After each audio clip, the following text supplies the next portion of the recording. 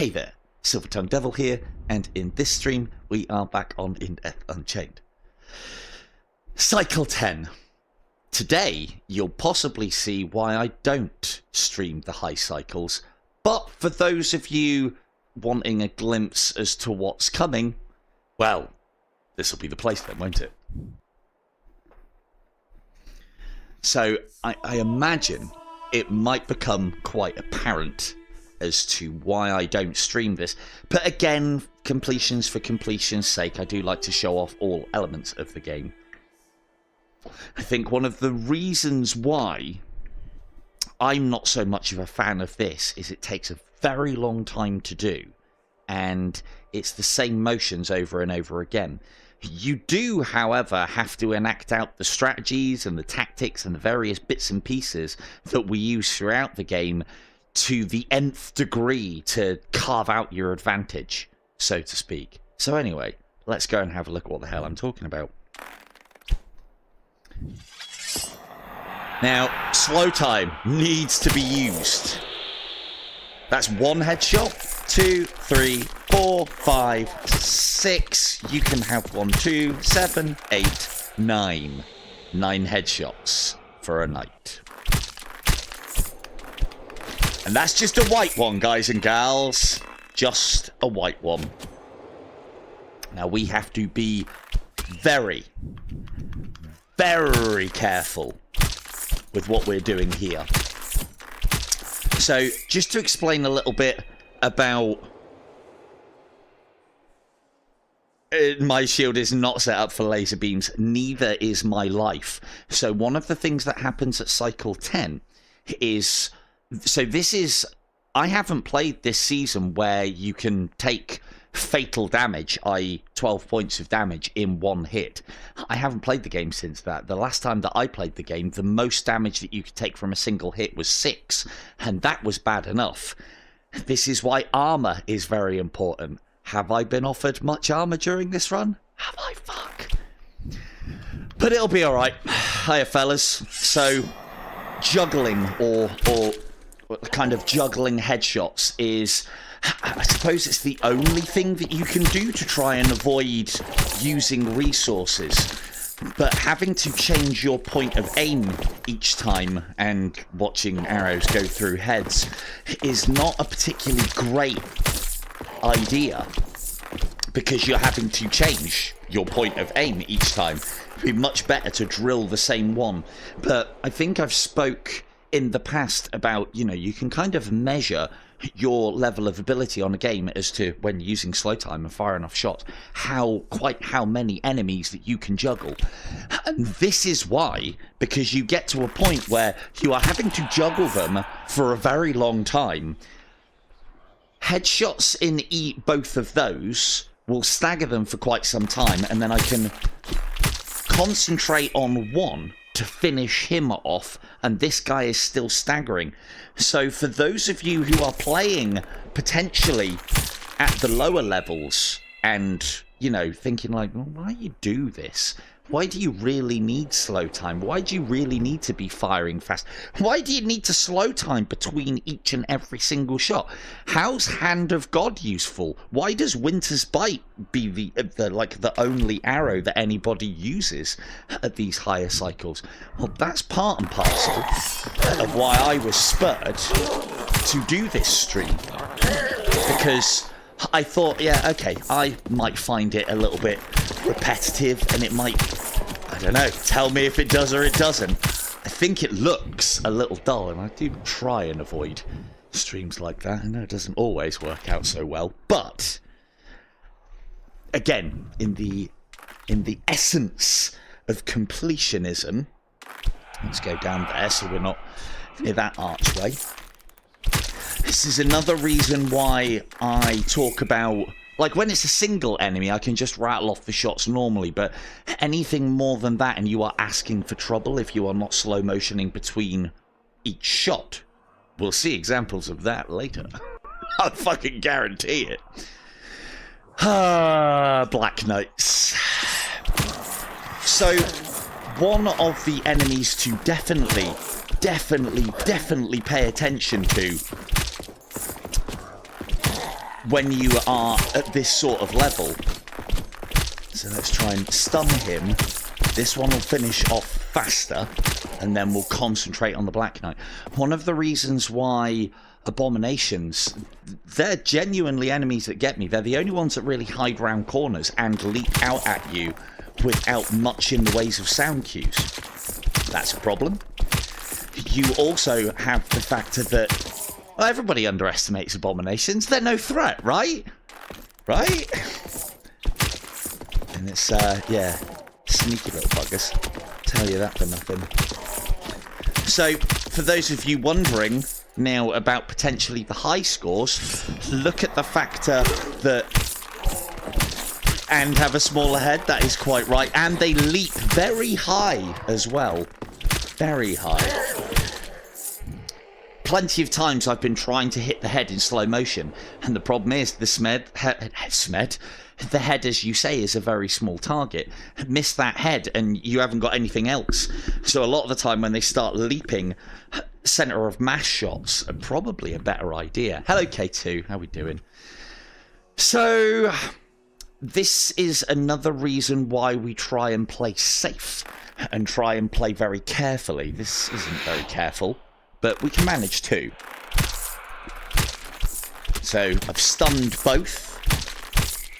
Slow-mo shooting headshot on that guy. Look, that is one thing that is quite cool. It's all the enemies end up looking like an absolute fucking pincushion most of the time.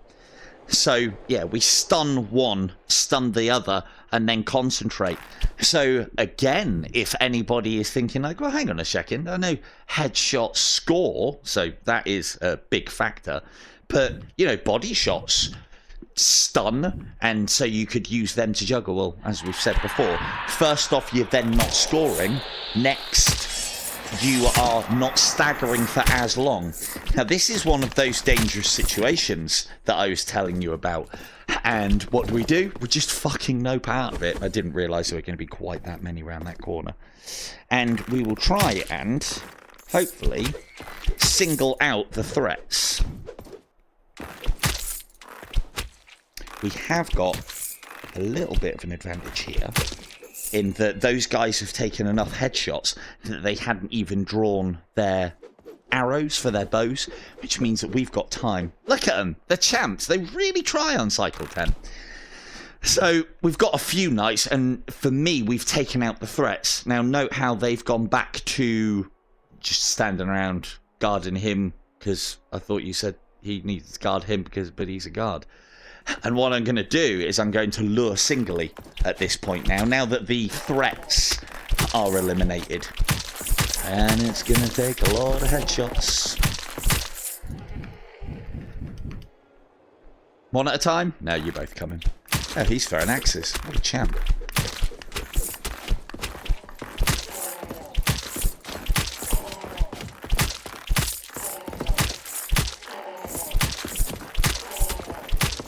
This is one of those times as well where if you're slow time shooting, as you've seen me do a couple of times already as well, and I think it is genuinely the slow time that is part and parcel of it. If your slow time shooting is too good and too efficient, that's what leads to that pass through of arrows. It's a headshot. It's definitely a headshot because it's gone in the head. Hello, Orange Coot. How you doing? Yeah, cycle 10. Cycle 10, you've missed a couple, mate. But we have, for, again, the other thing that I should say as well, for anyone who's following along on this, I've gone cycle 1, 2, 3, 5, 10. Can we spot a pattern here? I can't. If you can, answers on a postcard, because I fucking can't. But, again, I'm trying to take some segments out of these levels as to what I think may be of interest, or, you know, it's not like I'm struggling for things to talk about on this game. And that's dangerous, and we're going. And I'm going to hopefully do some teleport trapping.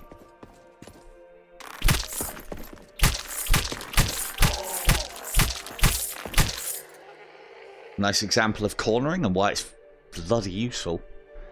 So when you are at cycle 10, I don't know if anybody's noticed or not, but the enemies have got a little bit more health. Bear in mind, like, I don't know what, 95% of the shots I'm putting in are headshots. They are at close range, but it's still a decent amount of damage. Oof. You'll also note, especially with the non-brown monks, so the white and reds, the reds specifically, and it seems to be the black-robed monks as well, their shots are faster. They get aggressive more quickly. They come at you faster. So enemies are more health, more aggressive, faster acting. They also, as I said, they aggro at a longer distance. So, for instance, even on this walkway, I shouldn't have to have any problems with them. But a little bit over that, and I reckon they would aggravate and come and attack me, which, I mean, that's obviously not good, them aggroing at longer and longer distances, but it can be used to our advantage. And we kind of have to. That also goes for my arrow shots as well, and enemies being able to basically hear them. Oh, I forgot about those guys. Let's do these ones first. Then basically being able to hear them from further away. Now, abomination speeds, strangely, don't actually change all that much. And that's because I think the way the game works, because, you know, I don't have access to this level of code. I think the way the game works is all of the stats of the enemies is increased by a percentage. So their life increases by 10% per cycle. Their reaction speed, their speed of shot, their this, their that, their the other, their walking speed and running speed. Because abominations are slow as fuck anyway, then even 100% onto their speed doesn't really seem to speed them up at all. Now, what I was saying is because of this longer alert distance, there's a chance that we can alert small groups at quite a long range. That's not a great scenario for us. That is definitely not good.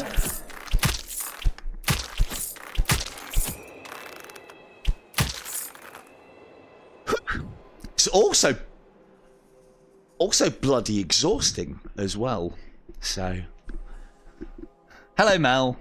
Yeah, also it can be quite exhausting at this level because, you know, previously we've had to do 2, maybe 3 headshots to kill an enemy. Now we're having to do many.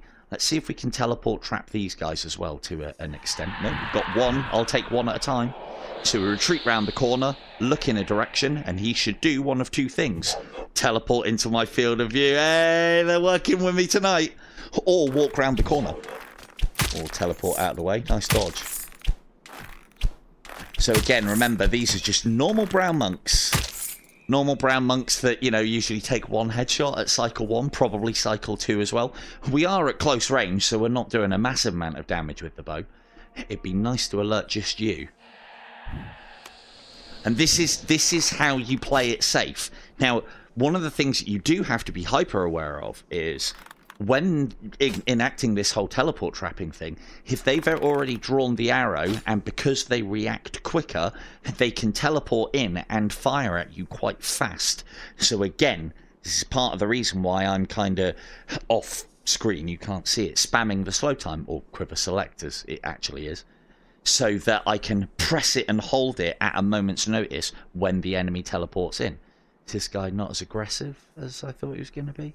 See, you can see he's still got his arrow out there, so he is ready to act. Let's see if we can attract just him. Because if I can get rid of him, I should be able to quite easily clear the room. Let's give him another chance to get teleport trapped. This isn't a great area for teleport trapping. Having that arrow there is not good either, because I can accidentally pick that up. But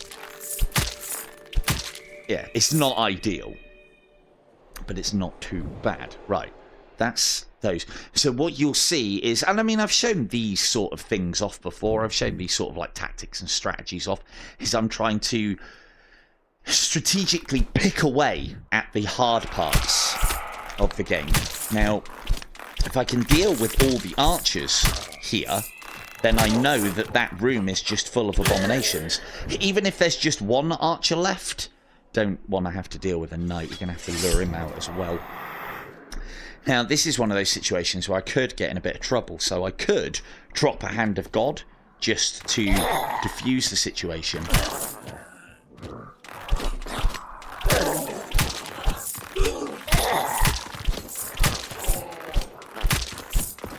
Shield's great at this level. Oh, yeah. One of the things that you do find with the shield-wielding knights is when they get hit in the head, they flop all over the place. It's the finest of shield techniques. They always manage to block arrows doing that. It's really annoying. So, now that I've cleared the threats out of here... Oh, God. That was almost half dead.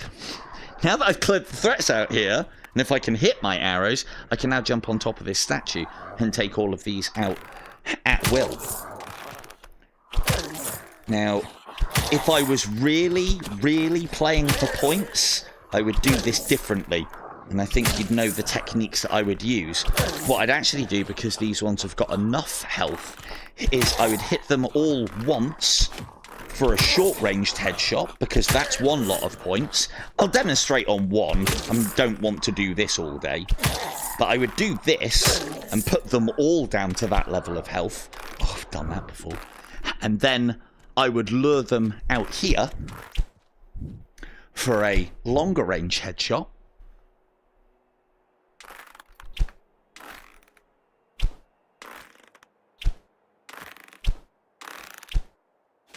Damn it. Don't try and shoot him on stairs. That's stupid. There we go. And then, so then I'm getting a, that would probably have been classed as a medium range headshot, and a short ranged headshot as well. At these extreme ranges, the enemies still don't have enough health to survive them, but we can kind of cheekily double up our points by doing a short-ranged headshot or two, and so that they're on a small amount of life, and then retreating. Again, as I've said before, it doesn't matter about whether you kill with a headshot, you always score from that. So this is one of the ways to extract the most amount of points. Now, I don't know if anyone was looking or not. I very rarely pay attention to these sort of things, but I think I was on about 6.2 million. So this should be quite a good example as to how the scoring changes. If you are, I don't know, what's my average? My average per cycle is about, or for say cycle 1 is about 600,000. And if I'm really pushing it, I can probably get that up to 800,000. I can get that in probably this first level. So, or maybe not on cycle 10. We'll have to have a look. Now, hopefully, I'll get some of that there streamer luck and I'll... Okay. So, maybe not then. So one of the things that I will show you off here, just so we're aware, let's have a quick rest in Sanctuary, come back in, just so I can show it. Don't worry, we're getting straight back out there again, it's just so I can show it off. So, for anybody who isn't aware of what this next screen means, that means we are in Purgatory, 10, and if you count them, there are 1, 2, 3, 4, 5, 6, 7 skulls. So that means if I take one hit from any enemy, I won't say any source, from any enemy, I will lose 8 chunks of life. Now you'll see, thankfully, I've still got my Grace of God, so hopefully I don't have to use that tonight, but yeah, stranger things have happened. I'm hoping to get at least 1 holy armor. I have not done very well with the holy armors that I have been given this far, or thus far rather. We are seeing plenty of Blood of the Lambs though, so if I do take a hit, you better believe I'll be going back and squirreling up all of those Blood of the Lambs. I'd like to be able to at least get into the pit with full health. So basically, at all times now, we are at, well, 2 hits. And I do not want to lose the Grace of God. For those of you who don't know what Grace of God is, it's sort of like a last stand for your Call of Duty players, or last chance, or what have you. Basically, it acts as an almost like a piece of armor, at the other end of your life bar. It's a very good item, because what does it do for anybody? It increases longevity. And as I've discussed in my, making it into the top 10 video, longevity is part and parcel of it. There's a reason, like, you may have gone through cycle 1 and thought, like, 600,000 points on average. My God, man, that's, it's going to take me ages to get 30 million. And you'd be right. But hopefully now what you'll see is, okay, well, let's test it, shall we? So we're on 30, let's say we're on 6,335,073. So I'll just take that as 35,000.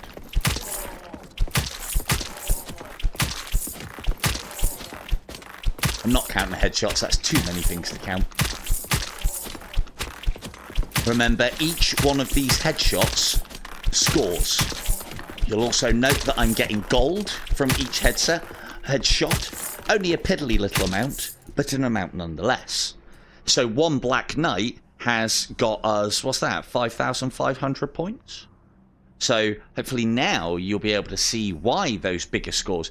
Get to cycle 20 and the amount of health that that guy has would double, I think. But it might even be double and then some. Again, something I've never really studied, and it does change.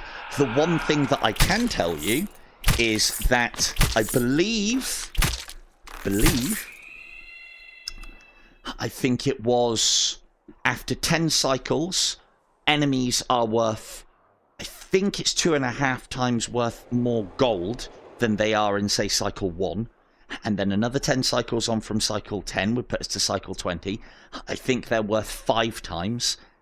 Then at cycle 30 it was 7.5. Cycle 40, 10 times. And then I think it was cycle 50, it's like 12.5 times. Something along those lines. I worked this out so that I could make sure that I could chase Mr. de Laurent's score on Mortal. Because I needed to know at what point I should start scoring to be able to make sure that I could get far and do the least amount of work possible. So, and because I'm still scoring on my Mortal run, that is one that I do not trust myself on. When one hit death and boredom collide, that will not make for a either good stream or very happy me if I bin out on my run. So this is a bit of a risky one. That's very risky, actually. I completely forgot about him, so we're gone. And we've got 2 options here. We can keep on running, or we can bin it off into Sanctuary. But keeping on running in this situation isn't a bad shout. Did I say mistake? What I meant to say was tactic. So what I've done now is I lured those enemies away from each other. So now I can take them on singly. Note how he just poofed in. He just respawned. Tactics. So now I can take him out whilst he's all on his lonesome. And note as well how he has de-aggroed. Oh, more blood of the lambs. Brilliant. I need that backpack that everyone keeps asking for. If I was to go into Sanctuary, it would be the same effect, because going into Sanctuary places you far enough away from all of the enemies in the game to reset them where they are. If you went into Sanctuary and rested in... went into the Reliquary and then rested in Sanctuary, it would reset any enemies that have wandered out of position back to where they were. In this situation, we don't want that. There are times when you might. If you make mistakes like I just did and pull loads of enemies out of position, they all clump up, and then that makes them very difficult to take down as a group, you might want to reset them back to where they were, just so you've got a fighting chance. Now let's see if... Now that is something as well that is caused me many a nightmare in Mortal mode specifically. Let's manage. No, put your hand back. I saw you going for that arrow. He's quite low. He's also the threat. We'll get him. Look at this pass through. Get them one dealt with first. There's a couple up there as well. Firing teleport arrows that miss and like fly off or go over, or even don't connect. We've all had teleport shots that do that, and also that would hit that low and then just skim off and you don't actually complete the teleport. But what you've got to remember is you have, in essence, still fired an arrow, and that arrow will alert enemies. So if you've ever tried to leap up to a platform with a teleport arrow and had to fire a second one, on Paradise Lost I find this happens quite a lot, and then you get up there and the Cupid's already like this and firing an arrow at you, that's usually the reason why, because your first teleport arrow, not only did it fail, but it also alerted the enemies. I do it all the time. I forget that these alert enemies, and it's very easy to forget that teleport arrows do the same as well, because you don't really class them as the same thing. Hello, weebs. Right, so let's alert some, get an angle so we're not firing shots down into that chamber there, and then we'll manage these ones. You can't get me through there, don't even try. They will try though, and they could, I might add. Damn it. Again, not great play, but this is where you've got to enact all of those little strategies and all of those little plays and all of those little bits and pieces that you see me and various other players do. Like, I know Beanie, and I'd consider him one of the best. And I know Beanie has the same problem that I have when you get to this level, is there is that element of complacency and not giving the game the attention it deserves, like I'm doing right now, chatting to you guys. So, but if we take things slowly, then we should be okay. Luring in some circumstances one enemy out at a time, making sure I take an angle on him, making sure I jump up onto these battlements, because what's he going to do if I jump up onto this small height? Well, he's just going to stand there. If I stand on the path, he'll come at me. If I jump up onto the battlement, he'll stop. Even if I get close enough to him, he'll probably leave. But let's not. The reason why they do that, as I've talked about previously, is because they've got nothing to throw at you. Skeleton warriors do the same. So, but knights, they've got axes. So, like for instance, that's quite a dangerous scenario to be in. I'll just lure that one knight that's in the corner. We'll lure him all the way back here. I'll get an angle so I'm not shooting arrows all the way down that corridor that I don't know what's at the end of. I do. It's a couple of archers and maybe some more abominations and a knight. But let's pretend that I didn't know that. And this is the way that you slowly break down a level. And what I find is when I try and speed up, is when things go disastrously, as I think I've spoken about. So there's that stray shot that I was talking about. So I didn't take the angle that I should have, and so because of that, I've alerted 2 monks and a knight, and I'm gone. And we'll do a little bit of teleport trapping potentially. I'm really good. Don't you think that these mistakes look genuine? I think so. I think like this isn't acting or anything. It transcends acting, this level of incompetence. Come on! I've got enough arrows for the lot of you. In you come. At this stage of the game, when you are using the corners, or cornering as I've coined it, I suppose, you must make sure that you get a hit on the enemies and they go into that stagger animation. Once they are in this animation, they are locked in and they are hitting you whether they take multiple shots or headshots or not. So that's, I suppose, another change. Like I've said previously, when they corner and round on you and go into their stance, and then you can shoot them and they're a nice, still target, it takes so many headshots to put them down that they can actually complete their swing, and you won't be able to get out of the way of it unless you dodge. So what's the health loss at this level? The health loss is 7 ticks. 7 lovely ticks if I take a hit at this level.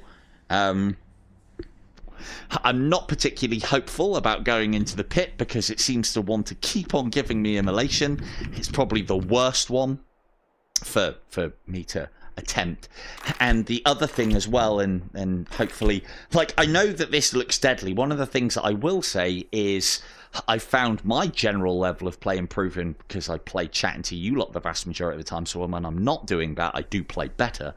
And then on top of that as well, I hate to have to actually admit this, but all that rooftop hopping and all that being very careful and patient that I've had to push through with on Mortal has really paid dividends. And yeah, that has only done me favours. It's more to do with the fact that I found better routes for cycle hopping. There you are.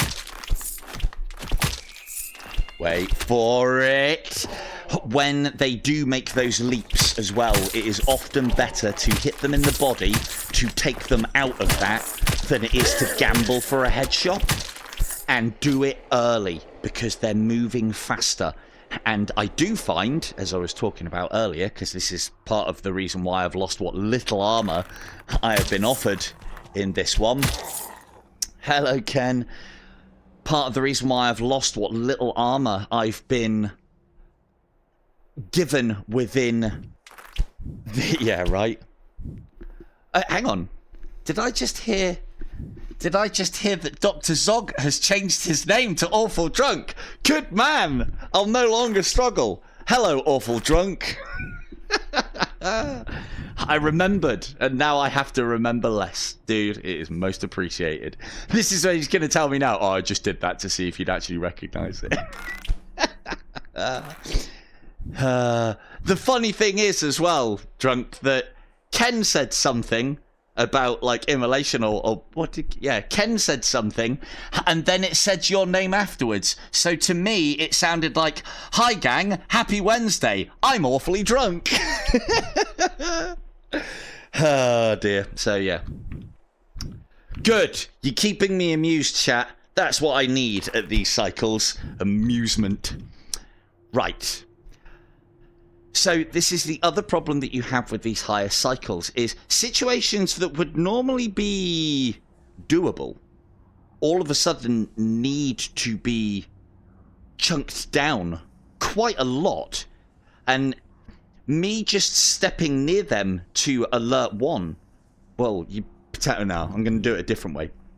But sort of visually alerting enemies when I haven't got cover very close to me to get behind is, again, not a great idea because they can turn and load, they alert faster, they turn and load faster, and they shoot faster. And all of these factors can be a bit of a gamble when it comes to getting to cover. We'll come back for those guys, because what I find within any level of play of this game, but particularly high level play, is just investigate your angles. You'll inevitably end up drawing somebody out or something out. What are these abominations? You know, are they part of the threat? Are they part of the problem at the moment? No, not really. But the more enemies that I can draw out of an area, the easier overall it is going to be to conquer. And again, this is potentially one of the reasons why I don't like streaming the higher level side of things, because, I don't know, I find it a bit boring. So, being patient, being careful, being slow. So, let's see what else. We've also got the ghosts there as well. We should be able to lure him. And I'll give him that to teleport onto. He should walk out here. He may even walk in behind me. That'd be great, wouldn't it? Oh, no, I've alerted an abomination as well. Okay, let's pull back a little bit, but remember where his angle is. Now, the archer could teleport behind me at this point. He may have decided to teleport over here somewhere whilst I was looking there, and now I've changed my perspective. I think he might have lost interest. You will find at these higher cycles as well, they do that less and less often. The whole, you know, like, oh, I'm bored now. I'm going to put my arrow away in a minute. It's like the inept guards from Skyrim. Who goes there? Oh, all peaceful again. Good evening, Mr. Vega. We did downstairs, didn't we? So that room is very much a nightmare. There's a lot of nasty going on in there. I'd like to take out what's up the top first, because the guys up top have a nasty tendency of being able to help the guys that are below. One of the things that we could do, though, again, bit of a gamble, but we could do something like this.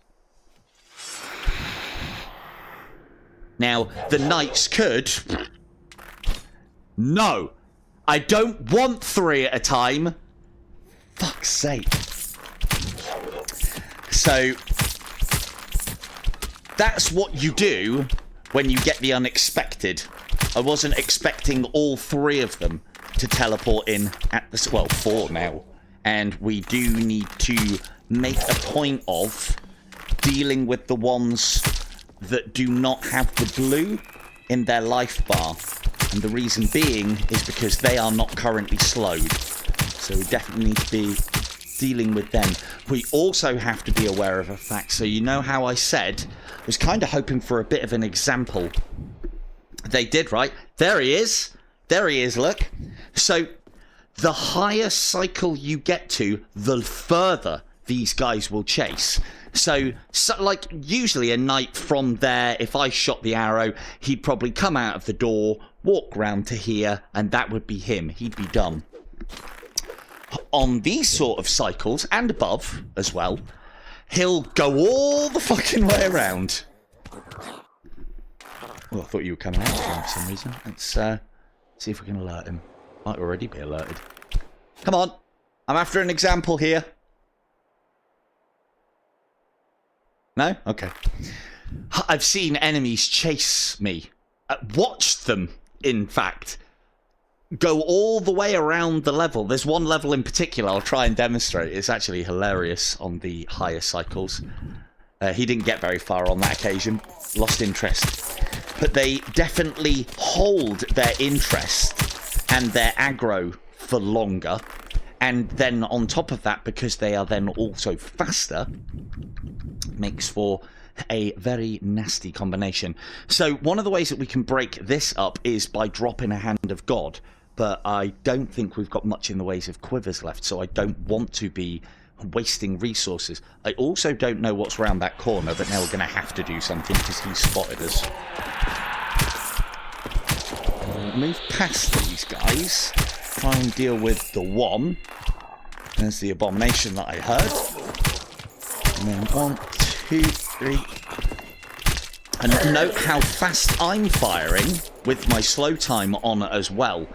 And remember, so this is another situation that you can find yourself in where you are trying your best to not alert other things, but by just your general movement, and even if you are bang on every headshot, you'll still get the occasional arrow pass through the enemy's head.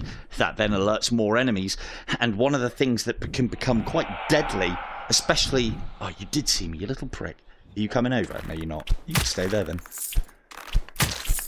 These are those archer duels that I'm always telling everyone not to get into. We are very near cover, though. So, and he's not that long away. But I have got enough space in my play space to just step to one side here. Might have got lucky there and... No? So another thing that I find as well is not only do they alert easier and from further away, but they stay alerted for longer, which means that they can then delay the amount of time it is before they teleport in and try and get us. And they usually do it when you start firing arrows at something else, which is a lot of fun. But he didn't do it on that occasion, which was nice. Right. Let's see if we can. So what I try and do, and this is something that I've kind of picked up from Mortal as well, is to try and eliminate everything around the outside of a level before I go in. It's almost like the reverse as to what I think is good play for Paradise Lost, where, well, you eliminate everything within, then on the outsides, then go up. With Purgatory, it kind of makes sense to take everything around the outside and start slowly picking your way into the center. So, like, for instance, we've cleared a good few enemies there. We've cleared that guy on the back. I would like to alert these ghosts. Now, one of the things that we should be able to do is if I duck, press the duck button, remember? If I duck and move forward a little bit, I should be able to get in visual alert range of those ghosts, but not anybody in the courtyard. And so then, like, believe you me, these are a fucking threat many a time, and it's probably live on stream as well. Many a time have I been lost damage to a ghost in Purgatory, because it doesn't really compute, does it? When you're in the pits, you are watching and waiting for every... Don't you dare! You're watching... She pushed her along! That was brilliant! No, you get him! No, you get him! You get him! I haven't seen that before. So, in Purgatory, you're not expecting ghosts to come out of corners. You're not listening for whether that noise is in the background, because that's not where it happens. It doesn't happen in Purgatory. There aren't ghosts here, except the guardians of the pits. They can be pricks. So, let's see if we can alert any other little groups. So, using the same technique, we might be able to alert the occasional archer. This courtyard usually does have a lot of archers in it. I don't want to be dueling them up here. There's no cover. There's no space for me to get to anywhere or create. One of the things that I can now do, though, note how we took the enemy out on that little side, and now that the ghosts are gone, that platform is a possibility. So we're going to, again, chew around the outside of the level. I'm going to try and go deep with that teleport arrow, because I don't want to alert anything in there as I'm going past. If I land there, I'm going to alert absolutely everything down that corridor. By coming to this bit, I can now look at there and cut this pie. I've alerted one or two. We're going to come back round this corner, far enough away from the corner that the enemies can't hit me through it, but close enough that they'll corner, like this guy. He's dead. And now, I'll show you what I was on about. So... and this is risky. If I let him get close enough to come into and hit that stance, I haven't got time for that. I can't put enough shots into him to get him, even at my technique at its finest and at my quickest. Oh, hello. You can get back. He's red. Now, this is getting to the point where it's possibly a bit too much to manage, because that's a red guy, so he's got a lot more health than it looks. Yeah, pass through, why don't you? I don't think that guy's going to be able to get us. Now he is. Now we got 3 to manage. And this is where...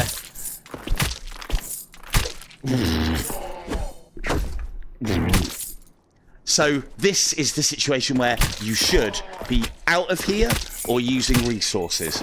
But I thought that was a great demonstration, didn't you, chat? I wasn't worried at all. Not at all. If you are having to use your shield in this, you've already lost, if you ask me, as far as in Death Unchained. Every time that you have to block a hit with a shield, there's the possibility that it'll just go through. Very thin ice. Bear in mind, I mean... The one thing that I will say is, even if I was to take a hit, that would put us down to 5 blocks of life. I know there's enough blood in the level for me to be able to get to the point where I could take another hit. I don't want to have to. I'd like to have all of that blood ready for when we come out of the pit, just in case things go awry. So, again, we're going to do some... Right, so we've got his attention. Look how far away he was, and he got alerted. Yeah, I'm still here, mate. Still here. Am I going to fire down that corridor? No. Back round the corner. Wait for him to corner. shoot him in the head before he turns, because they can turn and fucking leap fast, and finish him off. And we continue to cut the pie of the room. Very slowly, because we don't want to alert more than 1 or 2 enemies at a time. You can do this with the joystick. It's probably better for you to step round, and then I'm going to pull back to here. That should be enough space for him to either teleport in or walk round. There is, however, the possibility, see that little bit of snow at the back there? This isn't a great place for teleport trapping, because they can teleport onto that snow, and that's a pain in the ass that I do not need. Score-wise, we are on 6.4 million, so we've made 200, well, just under 200,000 in almost 2 sections of Purgatory, and we haven't even done the pit yet. Alright, let's see what we can do. We know there's 2 there. Let's see if we can just get the 1 this time. Just you? Hello? Let's give him... I don't think he's going to play ball. And if I'm not far enough away, he won't have the space to teleport into. He might just come and walk around the corner. They will do that. They tend not to do that after they've fired their 3 arrows. 3 arrows, and then they just fucking like, oh, he's gone. He's left. Couldn't hit him in the knee. Can't end his adventuring days. He's gone. So, right, this could take a while. So these are the situations where I'll spend plenty of time in my own time. Hopefully there's not too many around this corner. There's too many around this corner. Well, that's 1, and I can kind of risk to do that because I had space to play with. I could just literally duck my head back round the corner. But we did the important thing. We've reduced the number of threats by 1. Not the safest of fashions. This is what will get me killed whilst I'm streaming. Just saying. It'll most likely involve a skeleton archer. If we get into that pit and it's not immolation, and I get skeleton warriors and knights, I'm going to be a very happy man. Right, and we also managed to do a bit of damage to the other ones as well. Let's see. So this isn't bad either when you have some of these tough situations where you know there's others, but if you can single out one and you can't see the others, notice how he casually stroll into my field of view. Very good of him, I thought. So it's one of the things that is very much a thing within this game especially, but I suppose any game that you play, is if that you can predict the movement of your enemies, then you can kind of tear a victory from them regardless. So, but there you go. Who's that in? Hello, Ellie. How we doing? So, right, let's go and have a look at the old situation in here first. I would like, so we've got a quiver, so that means that we know that we can kind of go a bit weapons free on probably our Winter's Bite, because that's what I'm going to use to make sure I don't get my ass handed to me by skeleton archers, especially when I haven't got any armor and nothing else is of use to me except potentially Blood of the Lamb when I come out. If I find an armor before I go into the pits, normally when you're only losing 1 life at a time, I would say leave the holy armor, pick it up as a last thing because you've got all of your Bloods of the Lambs to use, and try and go from there. In this situation, I'm going to want to be taking holy armor into the pit because pits are hard, and they're a lot bloody harder on this cycle, let me tell you. Right, just so you and me know, Von, I'm changing battery. Right, so nasty room. I don't want to approach that from the front. I think I saw John talking about it not so long ago, our very own Mr. Holland, about it was something to do with reviews on In Death Unchained and the way that you can approach this game. If you want to, you can approach it however you like, and it is a game that is kind of unique in that perspective. Now, note again instead of going into the middle of the level, these tactics work for all levels of play, I might add as well, but instead of going into the middle of the level and dealing with those huge rooms of enemies, I'm going around the outside and picking at kind of targets of opportunity, enemies that are by themselves. I know that there's an orphan up there. We will be dealing with her soon. That's going to take a while. That's part of the reason why I'm picking at all of these enemies now. But I think this is just, at this stage of the game, this is just good play. I know there's a lot of enemies in there. I know there's a lot of enemies in there. I know there's a lot of enemies in there. We can start kind of picking at this room. And the way that we do that is we cut that pie again. I can deal with 2 abominations and we'll draw them back. Stay away from the arrows. Keep arrows that are laying around that you're not going to need behind you. Keep them in front of you. You've got the possibility of doing that in combat. That can A, foul up you making a shot, first and foremost, or worse, you let go of it and replace something very useful. I think most of us have done that, myself included. I replace Hand of God. I used to replace Hand of God with Unholy Wind all the fucking time. Thank you, Vaughn. Yeah, I just did it. Cheers. Right, so that's a couple of enemies. We can maybe have a little look-see around here. If I can just get that knight. The wave doesn't do anything. I feel like it does. So yeah, either get very far away from or in front of arrows. Don't fight on arrows. Look, even that was trying to pull towards me. Even this is still risky. And it's not so much about, you know, me missing those shots, those consecutive shots. That's bad. That might cost me a couple of hits or, like, you know, a good chunk of life. Replacing one of the arrows that I need, that can end a run. So, yeah, don't do that. Okay, I know the orphan's up there. There are archers in and around this area. One of the things that we will most likely do, I think I can kill him without alerting. Note how I'm going for, I'm ending this guy's adventuring days. Okay, that's over. That's risky, so you can have that and you can have that.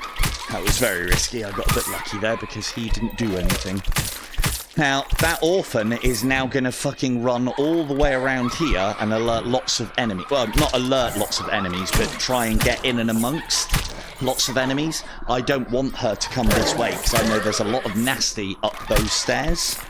We'll try and alert these, get rid of these guys, and then we'll concentrate on you. I don't want you going down there either, love. Cheers. So note how I am kind of corralling the orphan with my movement. Don't really care necessarily about doing headshots on her, but if we can get them, these are all point scoring. And we don't want to going this way either. You can go back the other way if you like. I prefer to go down that long corridor because it takes her ages to get to anywhere. So again, note how I've cleared that side of the level in kind of preparation for what I'm doing. I mean, I would too if they weren't worth as many points. Oh, god damn. There we go. Nasty situation. What do we do? Do we fight? Nope. No parades. We run. I'm going up there. Relatively safe. I might even lure one or two out. Hello. So, note how he's teleported very close to me and behind me. Why? When I originally teleported up here, he decided to teleport there, and I just moved away, naturally moved away from the edge, so that I didn't get shot by any of his buddies down the bottom, because I've seen some wicked shots that they can do through these crenellations. So... And yeah, as you said, it is weird. It's a little weird. I mean, you know, what's more weird is that this game thinks that we are saving these orphans, I mean, come on, let's be real. We're killing them. We are killing them to free their souls. But yeah. The thing is, for me, orphans are one of the coolest things within this game. And it literally takes me back to the sort of like Golden Axe days of those stupid little elves that come around in the levels or get in and amongst your campfire whilst you're sleeping, and you have to kick them for food and pots. That's what orphans remind me of. Cool little bonus things where if you are quick to act, then you get the good stuff. You get the bonuses. Right now, right, you've seen me. Now, we know how far he's got to go. All the way down the stairs, and then all the way around, and then through this way. We've cleared that room. And here he is, look! They don't usually travel that far. A, they haven't got the speed, and they don't stay aggressive enough. So that's a pretty good example. Yeah, I suppose it's also like the Titanite beetles or Titanite things. Yeah, cherries are back, man. But yeah, they're almost, yeah, they're like the Titanite beetles or Titanite thingies that randomly appeared in different levels on the old Dark Souls. And then if you got them, you got like chunks of Titanite, but it was a one-off. And if you got them in time, happy days, you got rewarded. If you don't, you lose the rewards. The problem is the rewards from orphans are not worth the risk. Orphans are all about the points. But then, as you can probably appreciate, when I'm getting 5,000 points out of killing a Black Knight, I haven't got time to deal with you as well. We'll get out of his line of sight. Do a bit more damage to this one. Now he's in the game, and now you can have a headshot. Lovely. Pincushion. There shouldn't be too much nasty in here. I'm just going to go over the top because there is often an archer. I can't remember if I dealt with him or not. I think he teleported down.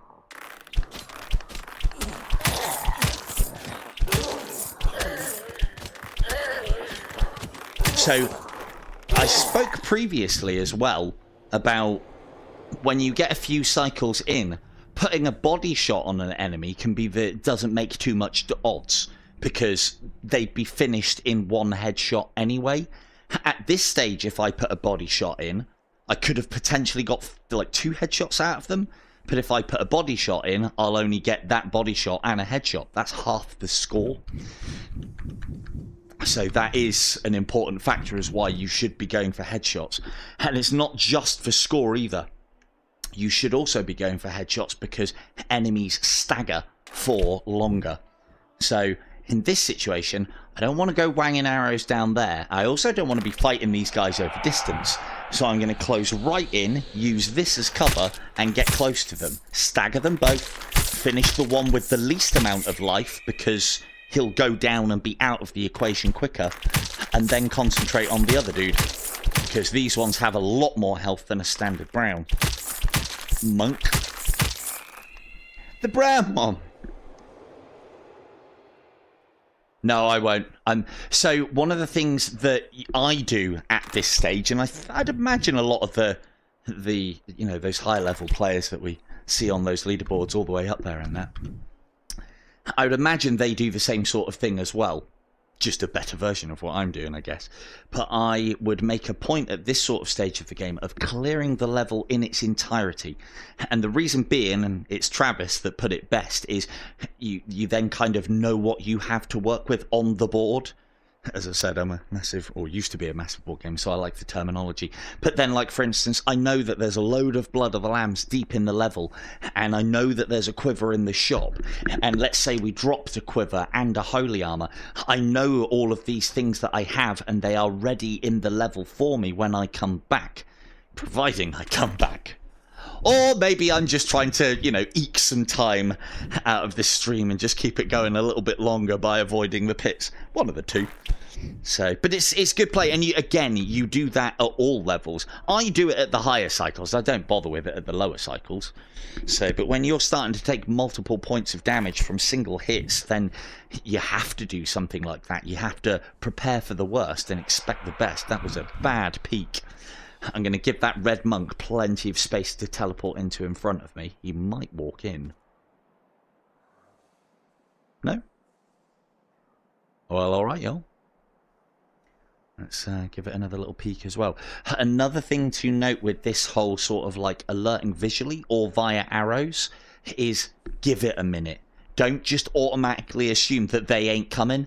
I've done that plenty of times and then gone, oh, fucking hell, why didn't you come? Bang, arrow in the face because they were getting ready whilst you were being impatient. I've had that happen plenty of times. Happens a lot with Cupids. Come on then.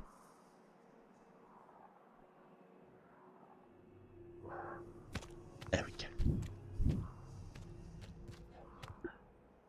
That's exactly what I'm talking about. See that snowdrift?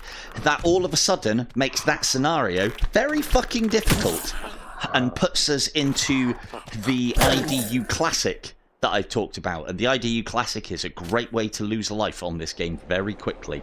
Is that you have melee enemies trying to stove your shit in whilst there's ranged dudes behind them pelting you with arrows. You avoid that situation like the plague. I do not want to get into a sniper duel with archers at the best of times. I definitely don't want to get into a sniper duel with archers whilst there's enemies trying to push my shit in. Now, this is a little bit different. And I'm not even too worried at this sort of distance of getting headshots. I'll try and get them if I can, but it's about hitting those multiple shots, not necessarily headshots. You want to be trying for headshots. I'm aiming in the vicinity and getting lucky, but you want to be trying for at least hits because hits stagger, whereas obviously headshots score, but you can't score any more points if you're dead. So we'll lure these ones out one at a time because we can.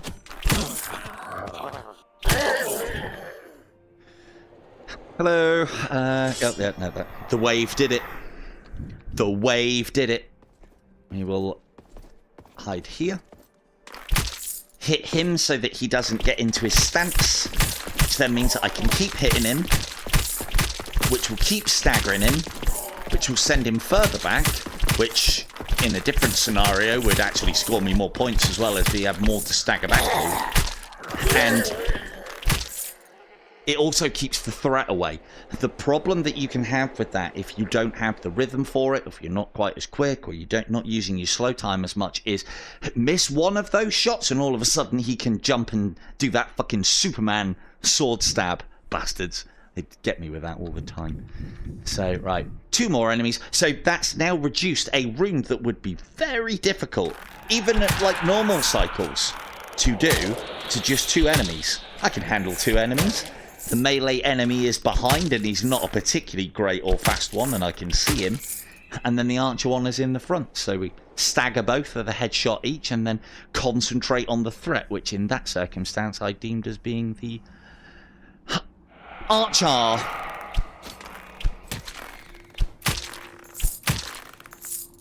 The other thing that you can do with all enemies, again at all stages within this game, other than what else? Abominations, I suppose witches, I suppose banshees.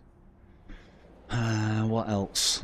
My point is there's a lot of enemies that draw their weaponry before they're about to attack.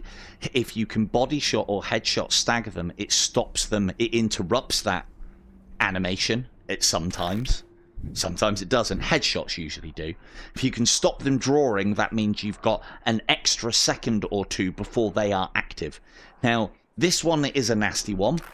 We, instead of teleporting across, because I want to be the other side of that, if I peek from this side, we're going to see the entire length of what's in that room. I don't want that. So we'll go up and around, and we'll go down.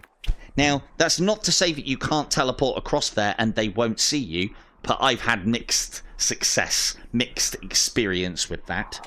Sometimes they do, sometimes they don't.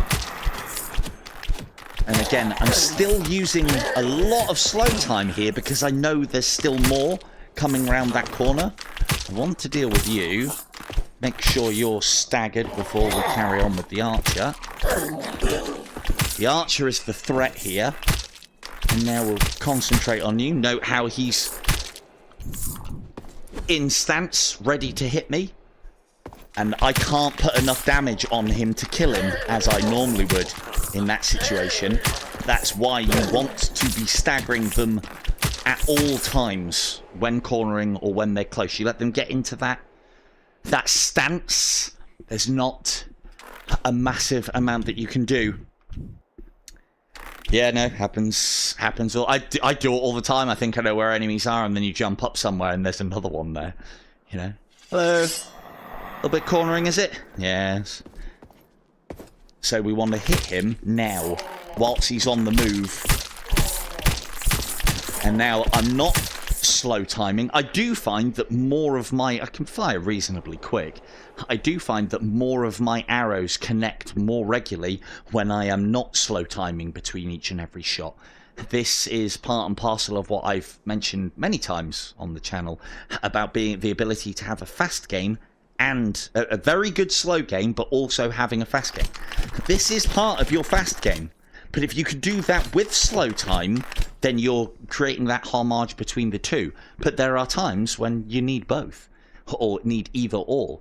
As I understand it, if there's a changing of the seasons, have they actually announced whether there's going to be a tournament or not? I can't remember.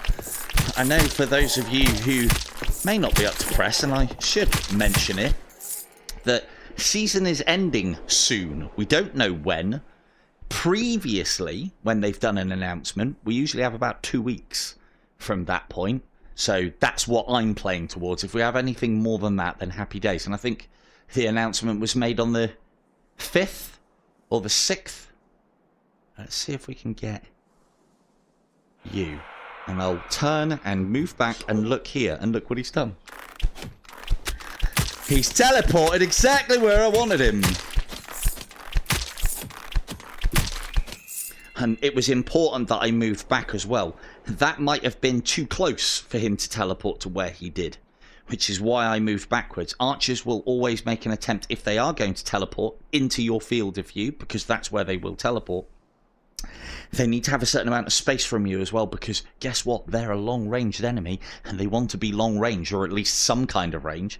That's why skeleton warriors teleport right in front of you, because they're a hand-to-hand combat enemy, and they want to bump you. Bump you on. Oh, and there you go. Look at how easy... I thought I heard one behind me then. Look at how easy that well, not easy, but systematically eliminating and luring enemies out has made, arguably, if you took that on from the front, where we started, if anyone goes back in the stream and has a look at that, that was fucking chock full of enemies. And we've systematically taken care of each of them in small, bite-sized groups. And again, it's like any good strategy or any good tactic on this game is, if you practice it when you don't need it and it becomes second nature, you then just step it up when you do start needing it. Better to do that now early in the game than get to this stage and go, oh shit, yeah, I need to start. Like, there's plenty of people that I hear get to, like, Anakim 7. They're like, oh, well, better start learning how to do snow globing. What, on Anakim 7 when you've never done it before? Fucking pull the other one. You need to start snow globing cycle 1. Alright. Well, yeah, I can do that too. Controller drift or not. What have you got, Drunk? Have you got I can't remember if you said you had a quest 2 or a quest 3. But with controller drift, like, he's squared up. We've now got to go. That's a problem because I can't concentrate on that archer as much as I would like to. I mean, this might be a situation where we might just have to leave if that archer's not going to move. Or we take a step, get ourselves off of his line of sight. Even that is not like a 100% fix in this situation, because he might fire that shot, and I've had Stranger Things where it comes through the fucking wall. I think we all remember that stream where I took a hit in Paradise with an archer basically doing this. You alright? Bam! Fucking got me. Bastard. Anyway, yeah, as far as the Quest 2 is concerned, I am assuming that you're old hat enough that your Quest 2 will not be anywhere near like in warranty. If it is, get your controllers sent back, and they will fix that controller drift under warranty. It's wear and tear. that should last for 2 years. If you are outside of warranty, WD-40 electrical cleaner or various electrical cleaners will do the job. Yeah, compressed air and electrical cleaner will do the job. I say WD-40 because WD-40 is a brand. Don't use the fucking oil stuff. Use proper circuitry and electronic cleaner. But yeah, use one of those. The problem with the cleaners is it only fixes the problem temporarily, and the longer and longer you go on, like you'll do it the first time and it'll work amazingly for 2 or 3 months, then it'll start happening again, so you'll do it again, and then this time it'll last maybe a month, good few weeks. You'll get to the point where you'll be finding yourself doing it almost fucking weekly, and it is better. The green one, that's the color. Oh, okay.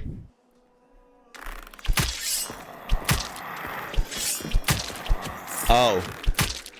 I mean, I can point people in the direction of the guy that I use is I'm a Rainbow. He's got a great tutorial on how to take these things apart. Thought that was another one then. I've taken one apart myself and I didn't have any problems with it, and I'm not that way inclined on like an engineering side of things. Don't get me wrong though, it's difficult, and there was a few times where I was like, fuck this up. The one thing that I will say is if I can do it, there'll be people out there that will charge for it. The parts aren't that expensive either. I think I paid, it is important to have the right tools for this though as well. I think I paid something like 11 quid or 12 quid for a pack from Amazon. This was about a year ago. For what you need is a transducer kit, and that actually comes with enough replacements for 2 joysticks, so you could do both controllers or the same one twice. It was my... what was it? Both of my sticks have gone, but it's usually my left stick that goes the most because that's the one that you're using for all that locomotion. Hello! It's a room full of enemies in here, so we're going to pick at this next as well. Do I want to approach from this side and see all the way into that room? Do I fuck? I could use the teleport arrow to teleport over, and more often than not, you would be fine. I like to go up and around, and I'll approach it from this side, so that we're then looking at the wall, and then we can just engage one at a time. Even if we do alert others, at least I can concentrate on one, whilst his buddies come round the corner. It also means that I'm not going to get attacked from like silly long range down these hallways. We don't want that. God, do you guys mind? This is where moving in your... like, I'm not using the locomotion here. This is where having a little bit of play space to move around in can be a bit of a boon. You're going to have to be careful here, though. Getting a bit close to the old board games and boxes. Right, walk back to centre. Recenter. And away we go. So, yeah, I probably could have quite easily teleported across there and not alerted anything. But we've all had plenty of times where you do that. And then you alert the entire fucking room by accident. Going up and around, there's no chance for error. Or, you know, if there is an error, it doesn't, like, get you killed. And now we're down to 2. Stun you. Kill you. See how quick he was to recover. What a lad. We'll move away from that.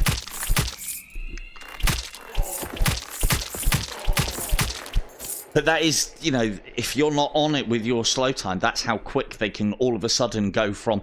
They don't often do that leaping attack, but that's the one that gets you. Let me tell you. So, and again, that's... See, even I look at this. I look at this, what I'm doing tonight, as still a failure. Yeah, that might have been... Oh, got you. I mean, the thing is, they might have been that old that that's deteriorated inside them as well, so you might not have stood any hope taking them apart, because as soon as you do, they were going to fall apart anyway. So, I wouldn't like to say that you were ham-fisted, but, you know, the name inclines... The name says to me and inclines to me that you probably didn't do it in a sober state, right, Awful? So... But yeah, as you said, if it just crumbled, the likelihood is it was that old that it was going to as soon as you opened it anyway, so you kind of then snookered. So we are going to complete all of this, and then we're going to go back for that pit, because there's one last resource that I want to check on to see what we're working with. So as I was saying there, one of the things that I am already considering from tonight's stream is I am already, look at these stray arrows, I consider like what I'm doing tonight already a failure. I've had to rely on my shield, not a neck oil. I've already had to use my shield multiple times. That is, as Thon was saying, I think it was, that is skating on thin ice. If I'm having to use my shield, then I am not playing particularly well. I'm letting them get too close. Now, if it's just these two down here, we should be okay. But you have got to be careful because there's enemies waiting in the wings all over the show. And the beauty of what we have here, firing down on them, it is going to be harder to get headshots. They are going to be reasonably easy to stagger and kill. But the beauty that we've got here firing down on them is almost the same as like we have with crenellations.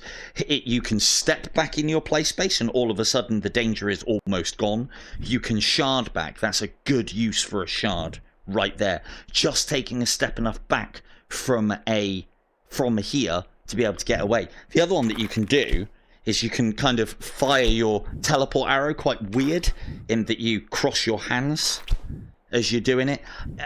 It's a difficult maneuver at the best of times, and most importantly, you're not aiming that. That is very much a Hail Mary, like last minute.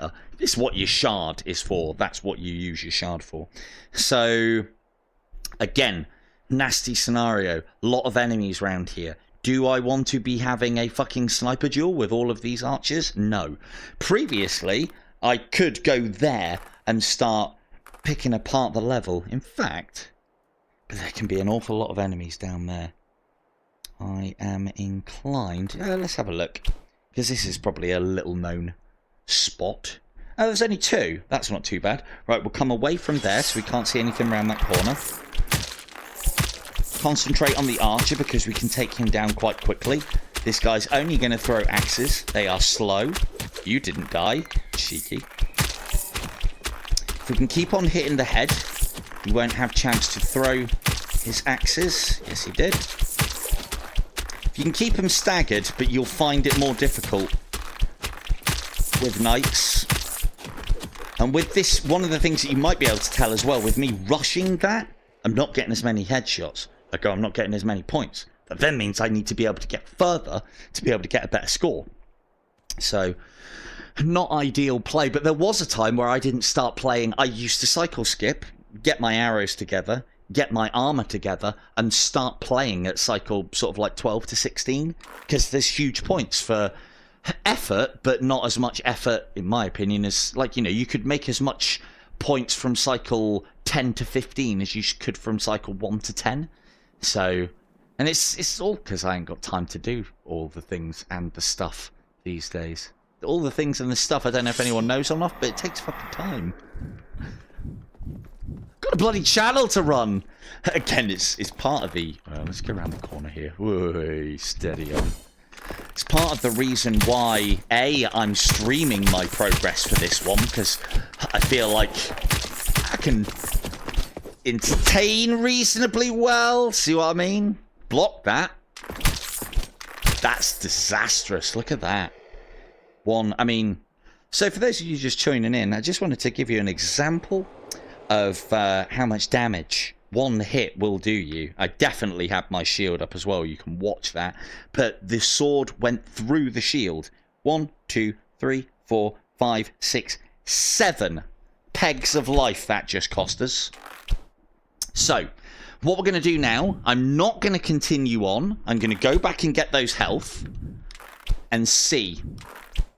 Again, so me getting into a flow of conversation, this is going to happen. That's one.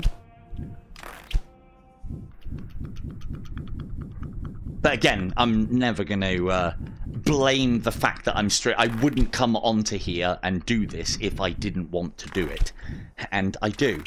And I get the impression that there is a secret little part of me, Oh, I've already said I ain't got time for this run. There's a secret little part of me that wants this run to end, but it's one of those weird things. When you're in run, it's like, oh, well, I'm only like 100,000 off the next guy. Oh, I'm only like 500,000 off the next guy. Oh, we've got to go back and do the pit anyway. And so you keep pushing and pushing and pushing for a slightly better score at where I'm playing at anyway. And it's diminished returns. I could put... Yeah, no, yeah, right. Missed that guy. Look at that. Cheeky fucker. I could have been walking around here looking for blood of the lambs, and then all of a sudden, that's my grace of God gone. As silent as the grave, the little bastards. Right. There's one. Come on, give me some of that streamer luck. So, 1, 2, 3, 4, 5, 6, 7. So we need at least one now to be able to take a hit without losing our grace of God. I am going to pick most of them up. There it is. Single. Might as well pick them, most of them up now. So yeah, there you go. Nice live example, purposefully done, as to what happens when you get hit at this stage. Single. Bastard. Yep, the luck is not with me tonight. So this is kind of how my run's been going. When I take damage, I only ever get fucking singles.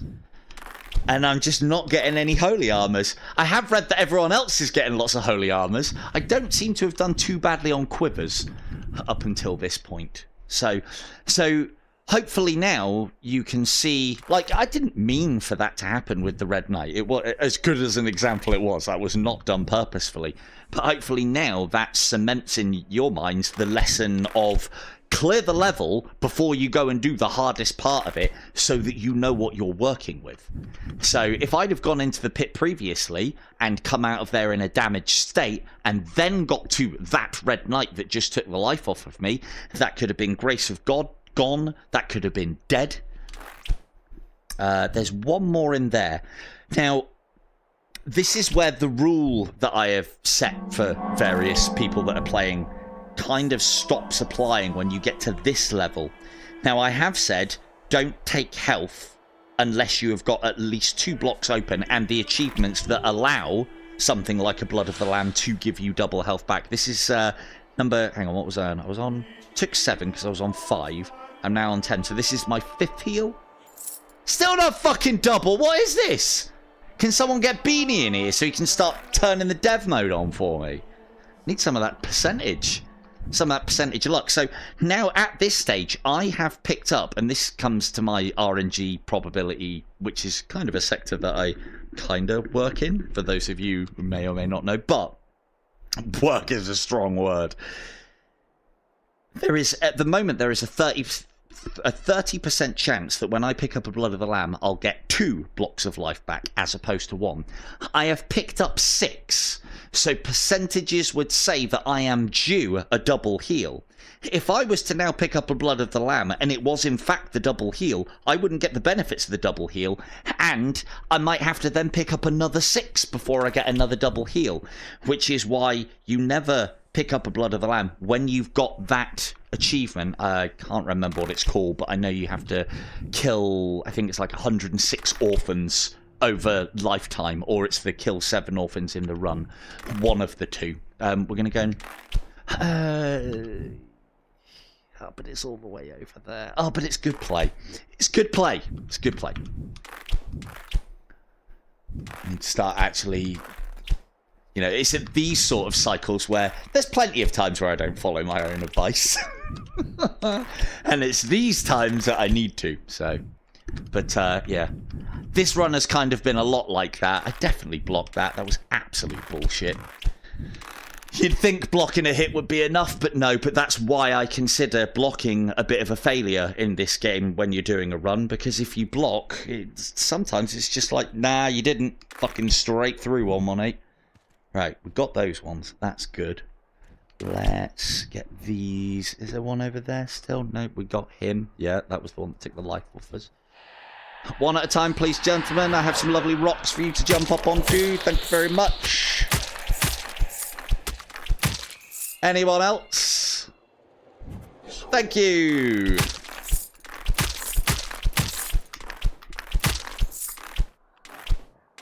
So that's what usually happens when you alert multiple enemies. They kind of like jump in waves. Even I was surprised when earlier on when like 3 jumped in at the same time and then a 4th one came in. Normally they stagger in. Hello. Hey, Fonzie impression. Bam.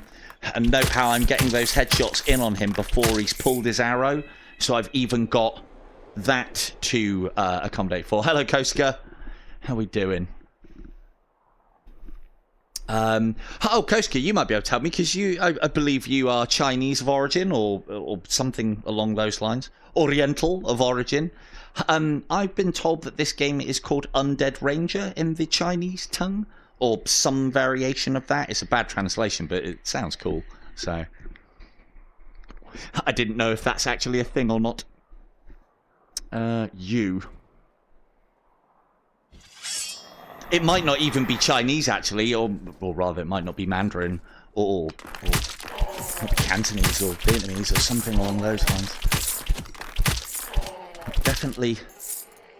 Yeah, that's what I thought. Somebody told me about it ages ago, and I remember putting it into my tags within my videos to try and, you know, anybody who's searching for the game and looking for tips and tricks in old China might want to find me. And if I don't put the same thing in as they call the game, then they might not. Look at that guy, not even staggering from a headshot. What a champ. They'll do that a lot more often at this stage as well, or as it feels like that. A lot of the time it's because your rhythm's just off. You haven't given them enough time to recover, and so you put a headshot in, and it's like a split second off of them recovering and then staggering again, but they don't do the stagger.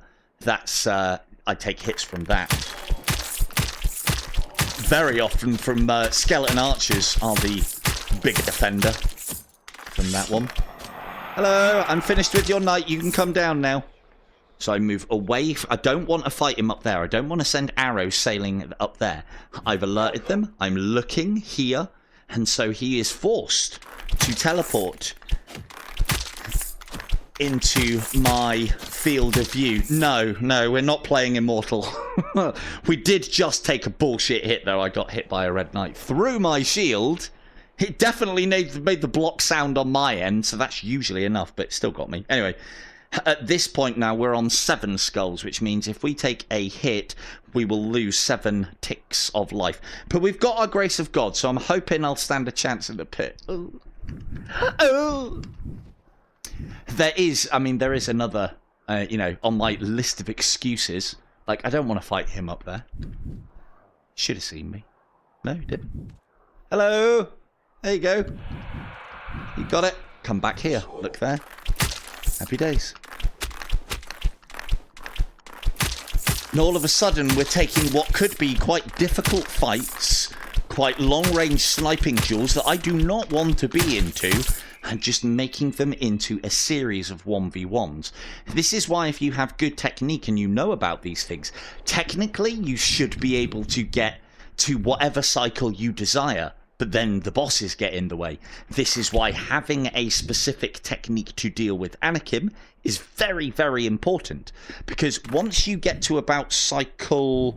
I think we're saying cycle 12 now. There was a time when I think it was like higher than that. But when you get to cycle 12, enemies' reactions, alert radius, speed of shot, and all of these factors don't get any faster. The knights don't move any quicker. So if you can get to cycle 20, technically you could get to cycle 100. Because the things are the same. The only thing that does change at that point then is health. Health always goes up. Always, always. Or you're by yourself. Any up there? Oh, good.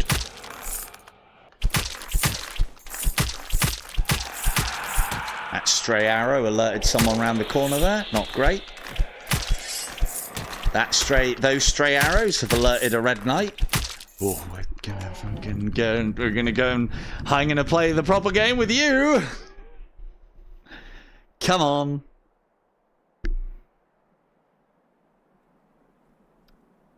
Yes, no, it is definitely real, Koska. I know what you're thinking. I know you're thinking like, surely you can't score that much. It requires a lot of strategy and tactics, a very high level of skill, and quite a bit of luck as well, because you need the arrows to be able to pull off those scores. Oh, you despawned because I got far enough away.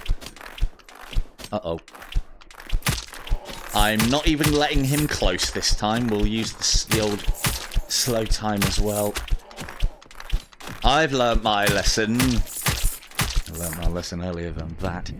But yeah, the scores are possible. There was a time, but again, this is one of the other problems that I've got, Costco, is there was a time, I've finished a season in the sort of like 35 millions in total. I think the best I've had out of Saints Approach is 4 million. Honestly, I haven't played. No. Oh, yeah, you're alerted. Good. You can come here. Thank you. I haven't played any of the maps recently with some of the newer discoveries and like, I don't know, refinement of technique and these pro controllers. Haven't played any of the maps near enough to be able to push decent scores out of them.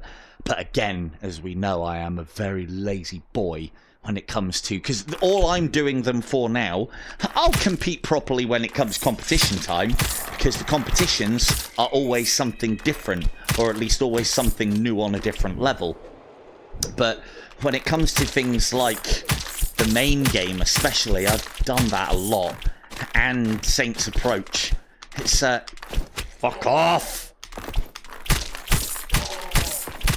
Nasty boy. Look at all those arrows. Lovely. Right, I think there was one up there. Yes, just one. And so again, piecemealing all of this, and now instead of a nasty, particularly long-range sniping fight from up there, which some of you may be used to doing and you can't pull off, in this sort of scenario, we've broken these elements down into little individual fights, little extra bits and pieces. Yeah, right? To be fair, I thought I was taking another hit then. These red knights scare me now. Right, let's get you next. I can fairly reliably take him out. One of the things that I have noticed, an archer is spawning on that one more often. They always spawn there, but they start changing colour at higher cycles. That's another thing that you'll notice as well, is more of the archers are the multitude of colours that we have, the ones that should be normally brown. There can be one there. Right, oh, that's where I've been going wrong. That's where I've been going wrong. Maybe I should have had an Unholy Wind. I could go back and get one. Who needs Winter's Bite and Hand of God these days, huh? So, what we are going to do for my next trick, we'll leave that room to one side at the moment. We're going to go down here. We're going to go onto here, and we're still going to play this the same way. I'm going to take the knight out as the priority. There's two. That's bad. I don't even like blocking axes. I've had them go straight through my fucking shield before as well. So make sure he's not throwing another one. How many knights in here? 3? That's new. Don't know where the third one's come from. Let's see. Now, they cannot get us up here. But the knights can throw axes. So we deal with them as the priority. Now, here's something different that I now do at this stage. We'll give each one of these a cheeky headshot. And the reason being is they can afford this life loss. Yeah, there we go. They can afford this life loss. Have you had one yet? Right? Always famous last words. You haven't had one. Oh, fuck, you had one. You haven't had one. What about you? Have you had one? Right, has everybody had a headshot? If not, you're going to have to share. I don't think you've had one. Don't jump. Yeah, he definitely did have one. And then what we're going to do is we're going to jump all the way over there. So that's one lot of points. Jump over here. Jump up onto here after they've turned.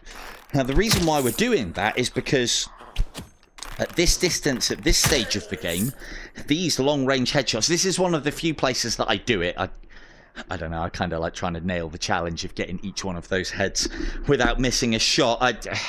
This is something you do again at high cycles or through runs of like trying to entertain yourself. This is how I do it anyway, but see if I can get them all without dropping an arrow. Oh, he's close. Oh, I missed one. Oh, boo. But note how each of those enemies probably has about 800 hit points. So by putting those headshots in to begin with, and then moving back here, I get the short range headshot and then a medium range headshot as well. And so these are all those little tricks that you can use to... And you can take this to the nth degree as well by like putting 2 very short range headshots in at sort of like 3/4 length draw, so that you don't do as much damage. Do bear in mind though that if you don't draw the bow past that sort of like 3/4, it does affect your marksmanship bonus, then the score that you get. The reason being is because otherwise you could just do that, little tiny pussy shots, and get loads and loads of tiny little headshots. That was an exploit in the game once upon a time, and they've made it now so that unless you're drawing at 75%, you won't receive full marksmanship bonus for those shots. I haven't tested to see whether that's still a thing. I assume it is. Ooh, I know what you're thinking, Von. I know what you're thinking, and you're right. Battery check. Oh, Aaron. Let's just check on the old battery a second. Ooh, didn't do very well there. Never mind. It'll be alright. Yeah, another one of my batteries is starting to discharge faster than normal. Right, so we're in a reasonably good state of play here to attempt to pit, other than the fact that life is nasty. We've got plenty of volley 5s. Shouldn't need them unless it becomes a bit dire with the Orphan, which it could easily. Got plenty of Hand of Gods. We will be needing them down there. Got plenty of at least 1 rack of Winter's Bite. I'm probably going to need that down there as well if I get hold of skeleton archers. The likelihood is I'm going to use them anyway because we haven't got any holy armors to back ourselves up with. So I'm not going to be throwing caution to the wind in this pit. We've also got a quiver when we come out as well. As you know, with things in the shop or things on the level, if we don't use them, we lose them. Please, no, Popo, no. It's one of the things I'm actually tempted to do if I can. I think I can find a way, because I can't do it whilst I'm in game, but I think I can find a way to get Von, if she wants to be able to do polls, I think. So yeah, that'd be quite a good one to call. What's he going to get in the pit? Well, I think you're fucking wrong, Popo, as it happens, actually. I think skeleton warriors, skeleton archers, and it's perdition for me. Ooh. Ooh. Oh, could I get that streamer luck now? Didn't actually want perdition. This is probably one of the worst ones with skeleton archers, but it won't be skeleton archers. It's going to be knights and skeleton archers. Oh, hang on. No. Yes, I win! Right, we're still going to do that just for a bit of safety because I want to secure this entrance. And I don't want my shit pushed in by any ghosts. That is definitely a thing that can happen. So, for those of you wondering why I am celebrating, it isn't that I called it completely right by accident. Hello? It isn't that I called it completely right. No, no, no. It is the simple factor that this is, and I quote the great LG on this, Knights and Skeleton Warriors, is that even a pit at this stage? Bit easy. Still got to be careful though, those Skeleton Warriors are very fast. I mean, the Knights are fast enough. I'm managing that Skeleton Warrior with headshots. I'm also trying to be hyper-aware of the fact that I think I know where the Orphan is, and I do not want to send any shots whizzing off that way. And also, this is that daisy chain of death that I was talking about earlier, where your occasional misses set off more enemies, and then you're just dealing with more threats at a time, and more threats and more threats. And if you don't stay on top of them, they will fucking overwhelm you. And the worst time that this can happen is during the pit. Again, I'm being very precautious here with the likes of the old hogs, but we've got a quiver when we come out. So remember as well, it is worth our while using hogs here to ensure that we get the headshots, because everything's worth 2.5 times the points down here. Now, strangely, we didn't alert a single fucking ghost through all of that, which was nice. We have to be very careful of ghosts, hence why I'm going to be using this. Two factors that I have decided that I think get overlooked a lot, that make ghosts another reason why I think ghosts are one of the harder enemies in the game, is they don't make a lot of noise at the best of times. And then when you're in the pit, you've got the fucking Orphan laughing and the incubi doing their thing as well. And these are all things that can... I think she's up those stairs, which is going to make her a difficult battle. I can push her out this way. Let's see if we can lure some of these first. I'm going to try and go up and over without alerting that.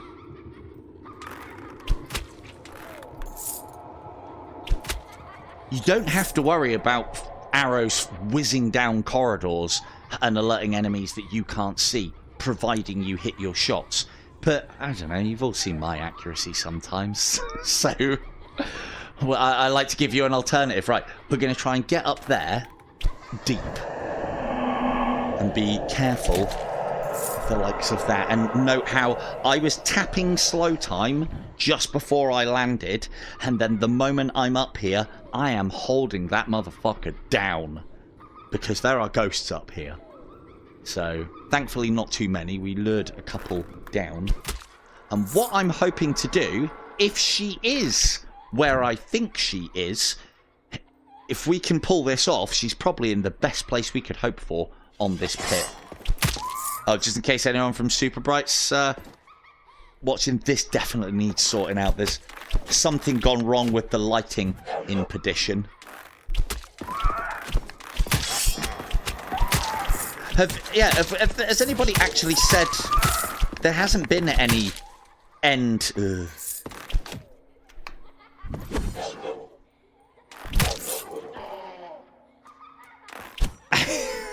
Might be right. Again, overly cautious, but we've got some nasty enemies. Those are the shots that I always talk about. Overconfidence, you miss a shot or it passes through. That was definitely not a pass through. And all of a sudden that arrow's whizzing off down the level and alerting all sorts of nasty shit to your location. It's shots like that as well why people think that there aren't orphans in certain pits. Or I haven't had an orphan this pit, or that I haven't had an orphan... Look at this. Where did he fucking come from, eh? What a champ. So if this orphan is where I think she is... Got to be very careful with where our arrows are going. I believe she's in that room and up the stairs, which, as I said, is one of the nicer locations on Perdition. I don't even know why I asked for Perdition. I'm not a massive fan of this one. Right. But if we can clear the entire level and then come back down the stairs on the other side of this for her, we've got an easy job. And I won't have to waste any resources on the getting. So... But, as you may or may not be aware, I believe there are certain walls and certain places where you can stand on here where even though the orphan can't see you, she can see you. And it's very fucking annoying. Right, let's alert that skeleton warrior. Bring him back here. Here he is, look. I'm not going to risk my first opening shot to stun him as a headshot, because if I miss that, and the next, all of a sudden he's trying to choke me with his sword. I said sword.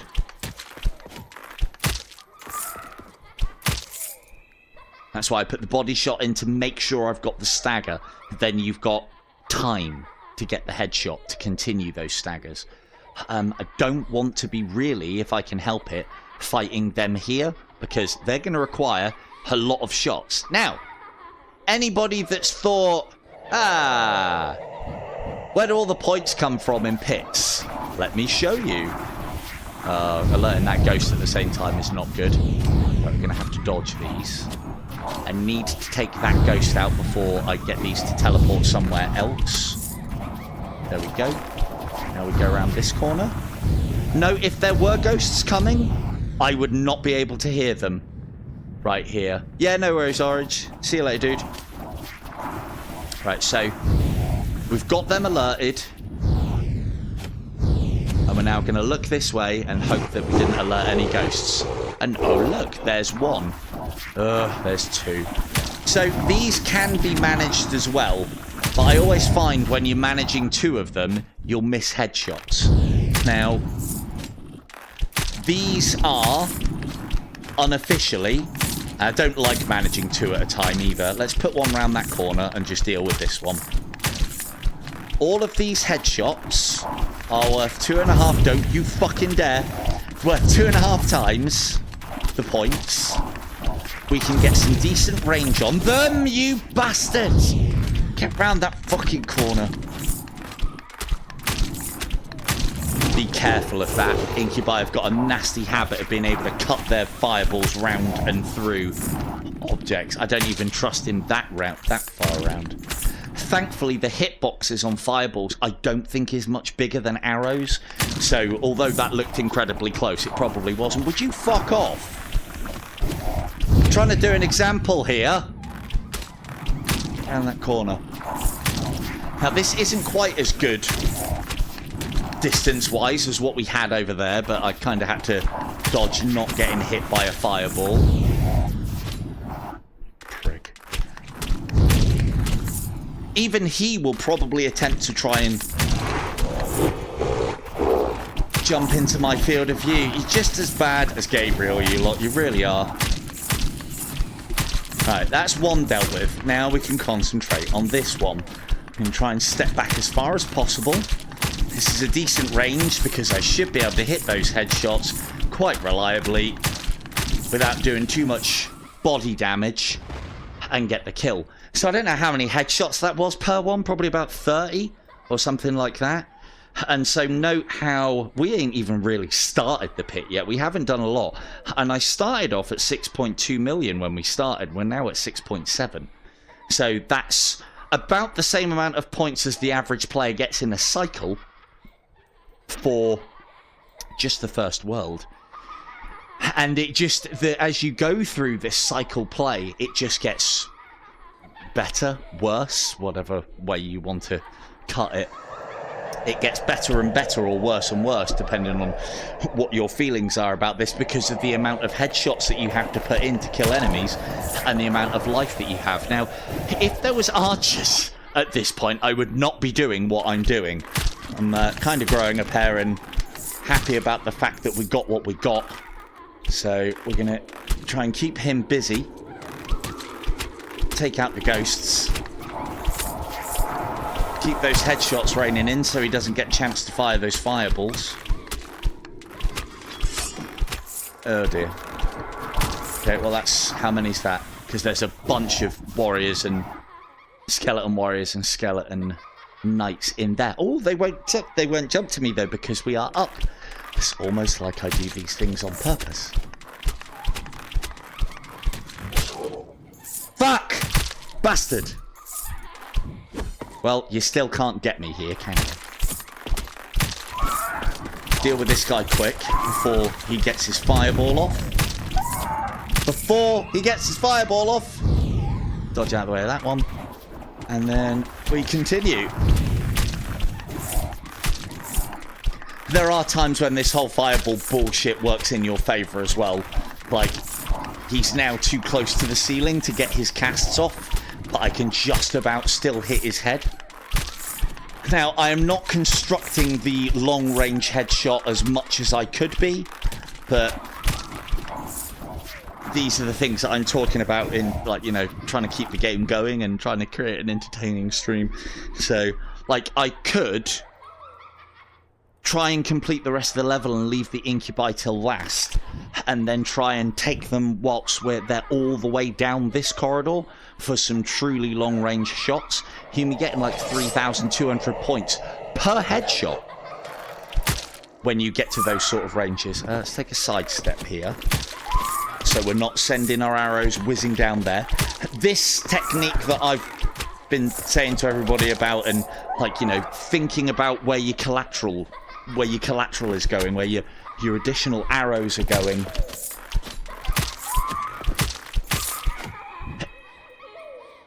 Yes, it does, Popo. So if I was to hit an incubi where that ghost is, if I was to hit an incubi about here, I would get the max 992 or 996 or whatever it is damage, but I wouldn't get the maximum points, especially down here. So when you are hitting enemies and you're getting that max damage, you've got a pretty good idea you are at long range. But then there is kind of a range past that as well, where you're scoring even more, like an extremely long range. It's not much more, and arguably shooting things at long range is better to do because you'll be more consistent on your headshots. Shooting at those extreme ranges, you can't even see them. Thank you, Kim. Alright, yeah, you can't even see them, so it's very difficult to judge the headshots, and then you end up hitting a lot of body shots, and for every 4 or 5 body shots you hit, you're costing yourself a headshot, so you'd be best off closing the range in to make sure... Yeah, no, I know where she is. There, as I said, if she moves, we can almost guarantee that that's because there is a hole in the wall.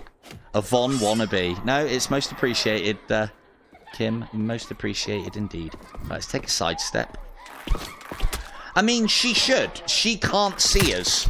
And I don't think you can alert enemies through walls with arrows. That is actually something that I want to do a testing stream on, but I'm not doing it now.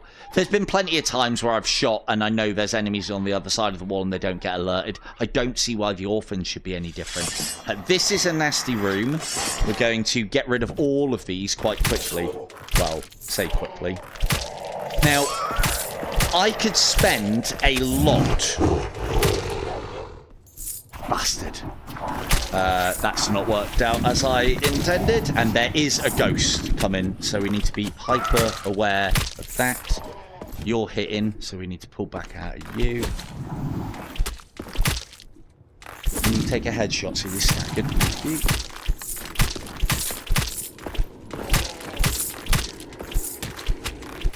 Ghost is definitely a threat here.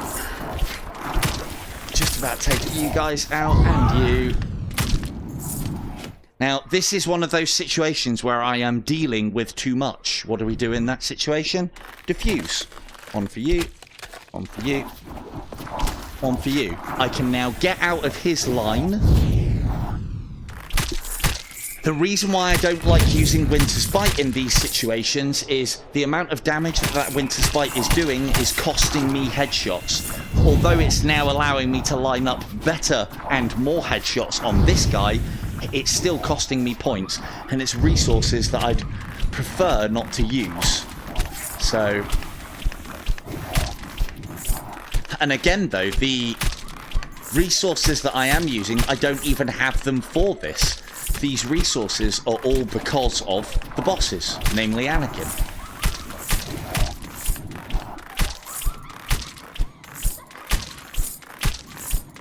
Hey there, Silver Tongue Devil here. And if you're wondering how cool it is to be at Cycle 10, here's a pretty fucking good example. Fuck, I missed the last headshot. Fuck! But again, doesn't matter. Every single headshot is scoring here. Better than getting killed, that's right. Again, though, I'm having to be... There are times when I could possibly do that without having to use the resources, but at that point, I'd either be A, trying to amuse myself, or B, showing off. And it's incredibly risky to do so when I haven't got any holy armors. Now, for those of you wondering, like, you know, what the fuck's he talking about? How's a holy armor going to save him? Holy armor, as we've seen, when I take a hit now, I take... Yeah, nice one, Popo. Thanks for popping in. Thanks for trying to curse my pit. Thankfully, you were wrong. Although there's going to be an occasion I can tell you now during this run where you're fucking right. There already has been. The holy armors. I will only lose 1 holy armor per hit. Even at these stages. Look, that was definitely behind me. I'm telling you now. These skeleton warriors, they're learning. They're actually learning. Now, there is a ghost coming in, which is why I dropped... There's at least one. That's why I dropped the Hand of God. For those stray shots. That's a load of other enemies alerted now, and now we've got even more to deal with. Lovely. To be fair, that's not too bad. They're only ever going to... Well, they should, because they haven't got space behind me. They're only ever going to try and jump into the space in front of me. Now, when a Hand of God bubble is approaching the end of its life, and it can be fucking deceptive, because these bastards last for ages. Let's put another one down just whilst I'm giving the example. You have to be very careful, because then all of a sudden enemies going from super slow motion to fast. You better believe they're going to catch you out. More?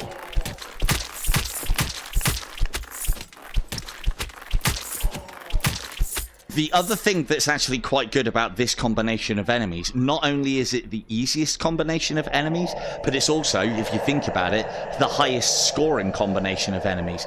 Because it's very easy to get lots and lots of headshots, and they've got the health to be able to tank them all. And so, as we've said, each and every single headshot scores us points. One of the things that I found that you can do with skeleton archers, and I'd imagine it works with anything, is when you've got them pinned like that, archers, skeleton archers specifically, and this is one of the ways at the much higher cycles when things are looking a bit dire, where I try to avoid using resources. It's still difficult though, is you stun them with a shot or a headshot, and then you get to either the side or behind them. You have to make sure you're outside of kind of like a radius. Oh, mate, my left arm is amazing. My right arm is pathetic. If you've seen Rick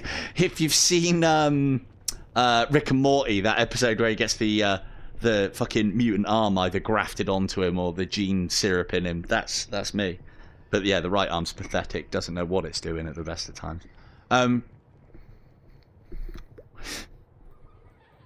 But yeah, as far as I was saying with the Hand of Gods, they can drop fast, so you need to be aware of that, because they always feel like they're up forever, and then they just drop.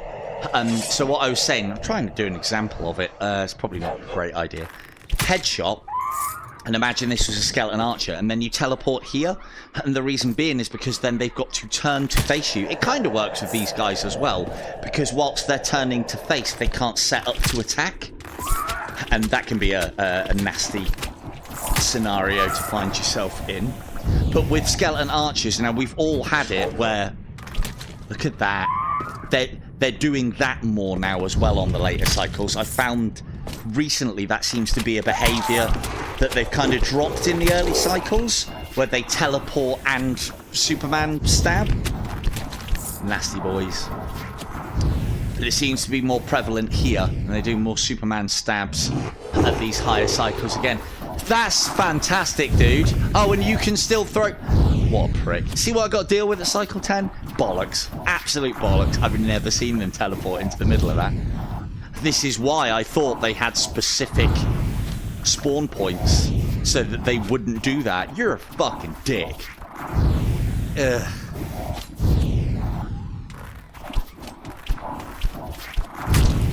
Hey, they're learning. Gotta say that they're learning. How can I stop the player headshotting me? Oh, I know.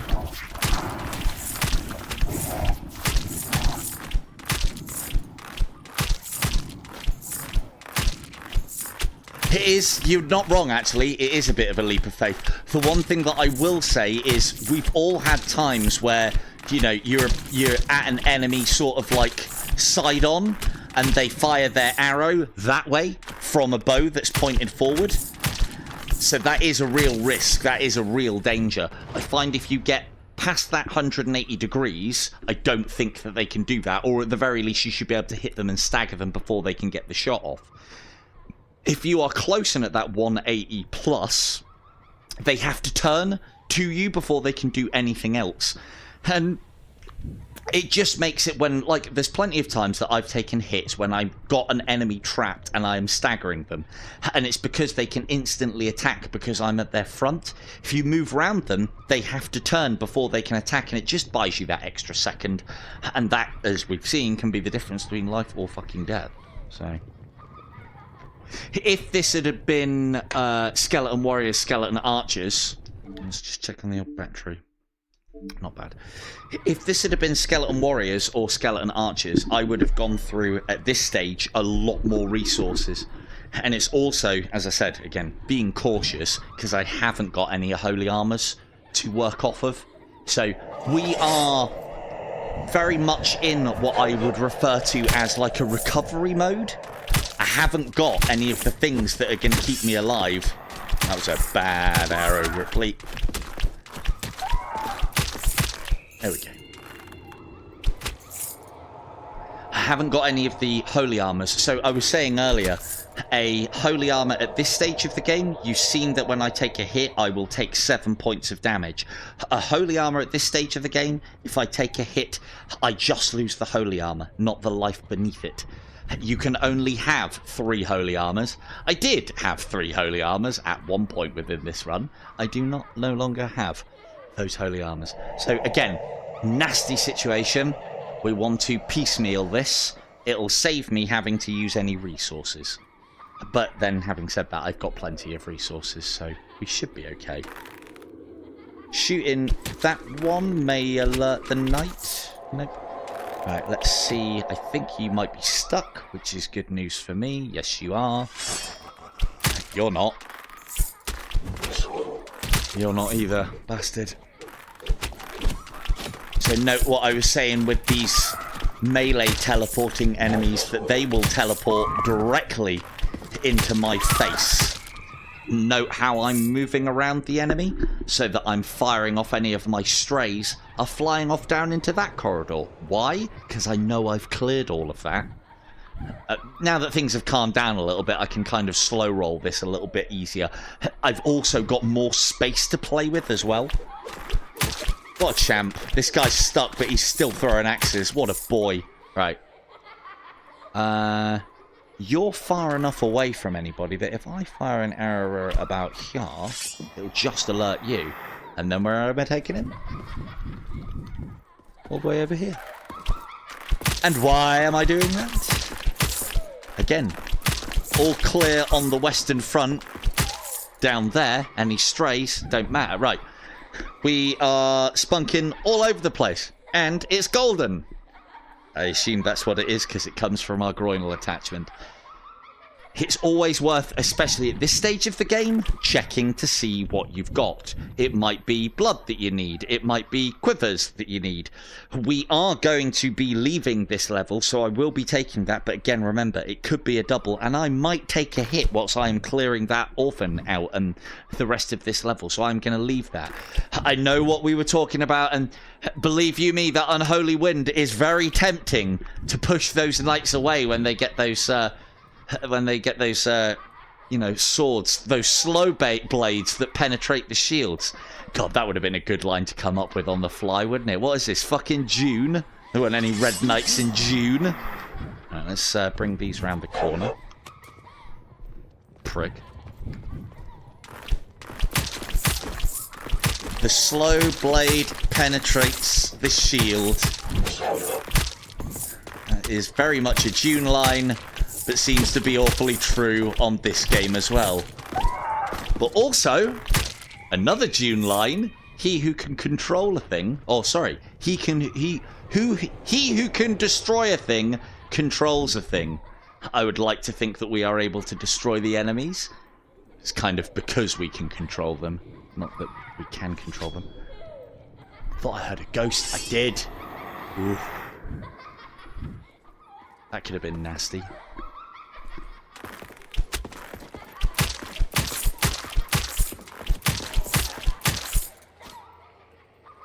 There you go. I haven't even killed the Orphan down here yet, and last time we looked, we were in the 700 at 6.7.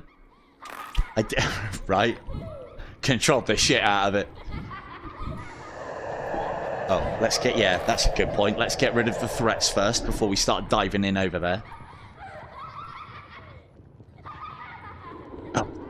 Oh, what a great route.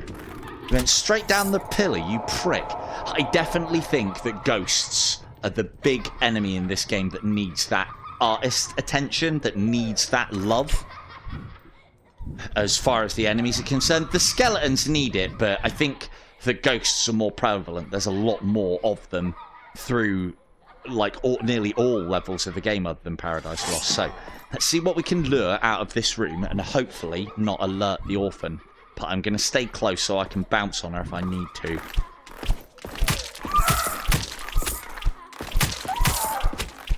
Now, I believe she is up the stairs in this little stairwell.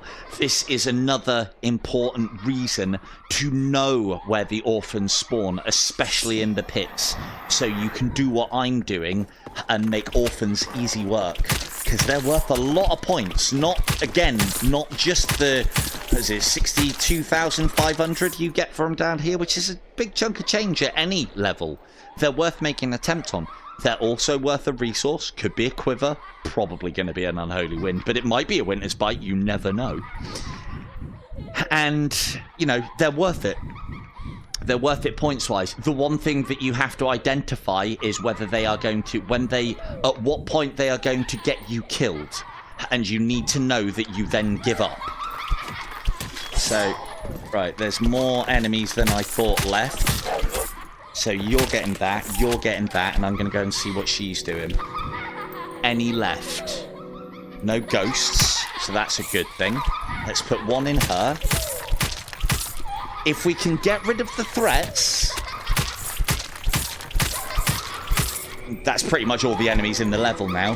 That makes her very easy to deal with. I don't need to use the resources here, but I will, just to speed things up a little bit. If I can get her far enough away, she'll stop. And then I can rein in headshots. So again, if anybody's wondering how you use Hand of God to score effectively, you bastard, this is how. Each one of these headshots is worth points, and also worth double the gold of a normal headshot. And then... Oh, yeah.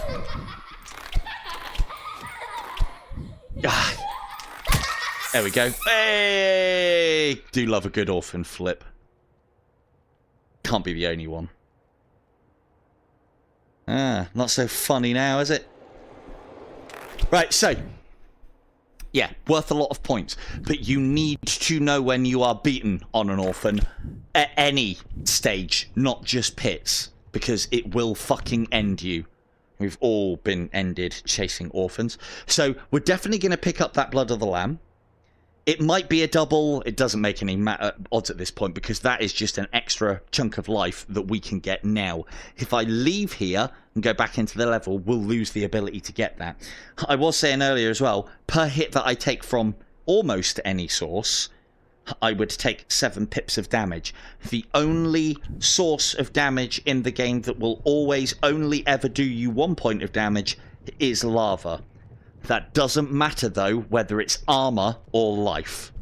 So, yeah, one of the worst scenarios that you can possibly be in is taking damage. Losing armor to lava is, especially at a late stage. I've done it loads of times, and it is fucking sickening.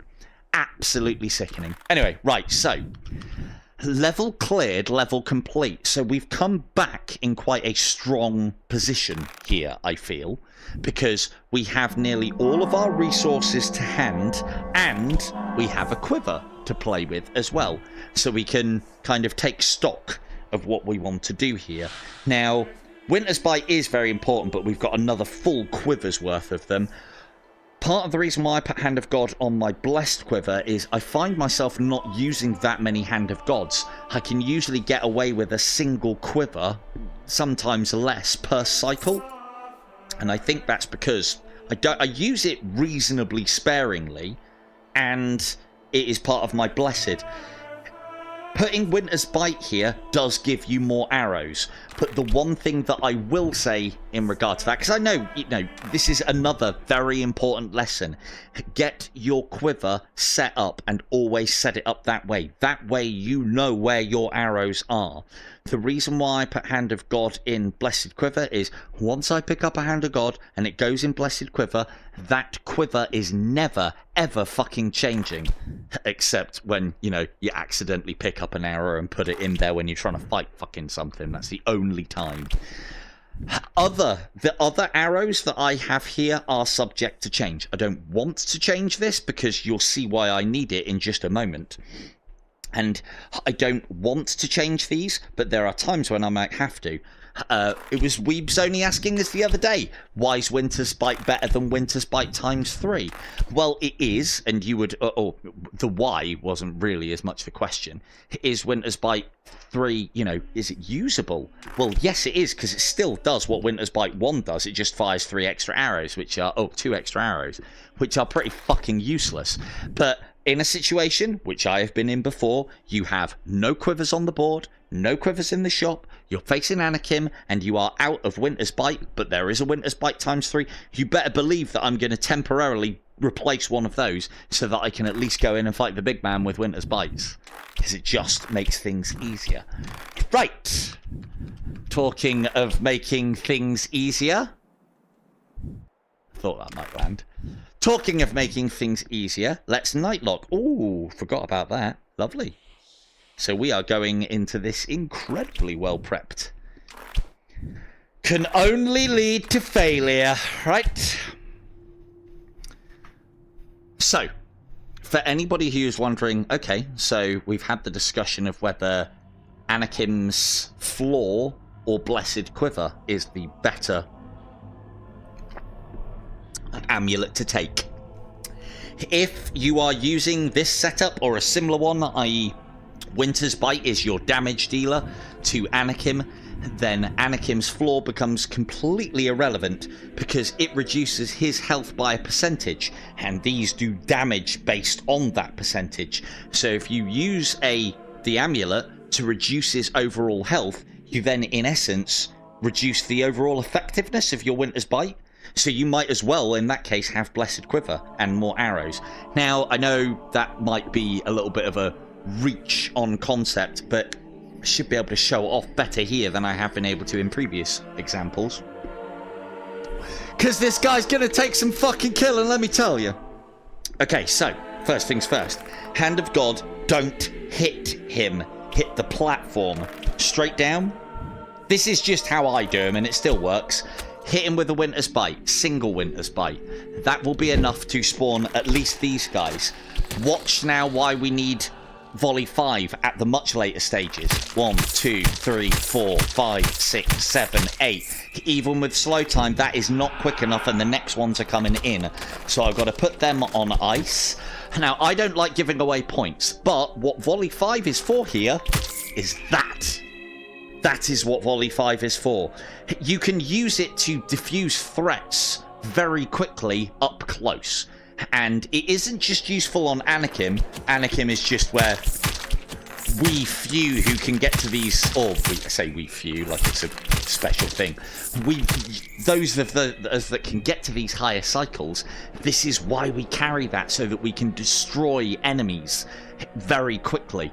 Now, the only problem with that shot is that is the equivalent of 3 long-range headshots, or 1, 2, 4, 8, 4, 8, 12, 16, 20, 24, 28. I'm counting on my fingers, hang on. 7. That's the equivalent of 7, and then choking on my bile in rage. That is the equivalent of 7 headshots. Now, that's like, say, on average 300 points per headshot. 7 times 3, 3 7s, 21. That's 2,100 points. And we'll only get 1 headshot out of that, 300 points, because we used volley 5. But again, we refer back to the lesson of what's better, scoring efficiently or longevity. Well, one kind of leads to the other in most circumstances. Now, here's something special that I'm going to do, or something a bit different. We're going to put the Winter's Bite on Annie Bob's there. I will put an extra couple of arrows in just to make sure we get the next one. I am not going to kill any abominations that are looking like they're going to get a bit tasty. Come on, let's have them. There we go. And then we go 1, 2, 3, and there'll probably be one there. And then we're going to 1, 2, 3, 4, 4, 5. 1, 2, 3. Kim said it best. 1, 2, 3, 4, 5. Little leg shot for you because I don't want to kill them. You'll see why in a minute. Now, note, I am operating on the back end of the level. Why am I doing that? Because I don't want to alert the knights until I'm ready. I am now ready. What the fuck am I doing here? Don't worry, you'll see.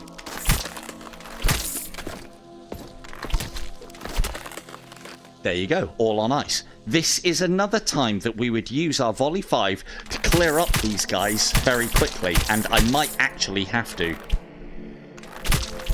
That Winter's Bite should hold him in place. Now, what's this doing for us? It's not bad scoring. I've got to be very careful here that these guys don't de-ice whilst I'm doing this. But look at all of these points that we're getting. Let's bam, bam, bam. So that guy took us about 30 shots. That took us 3. And this is why. So if anybody's ever wondered why we can't carry volley 5 at these higher levels, that's why. Now then.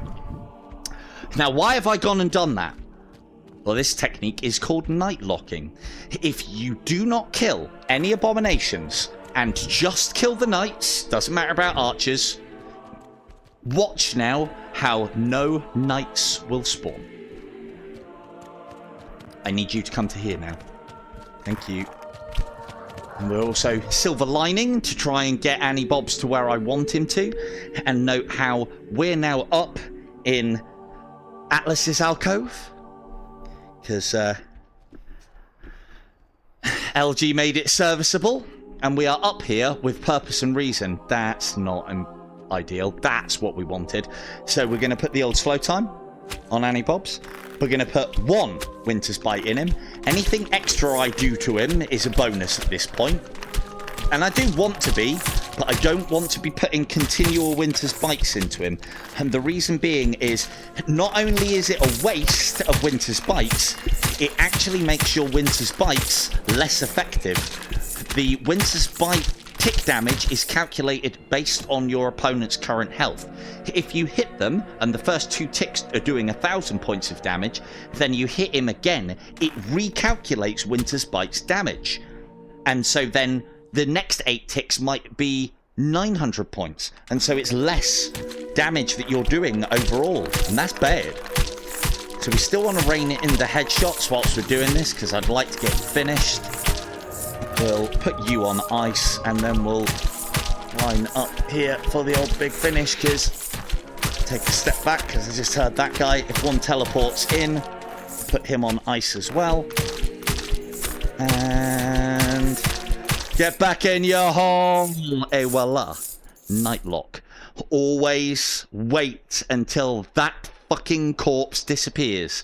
Me and many others have been affected by his aura when he's dead.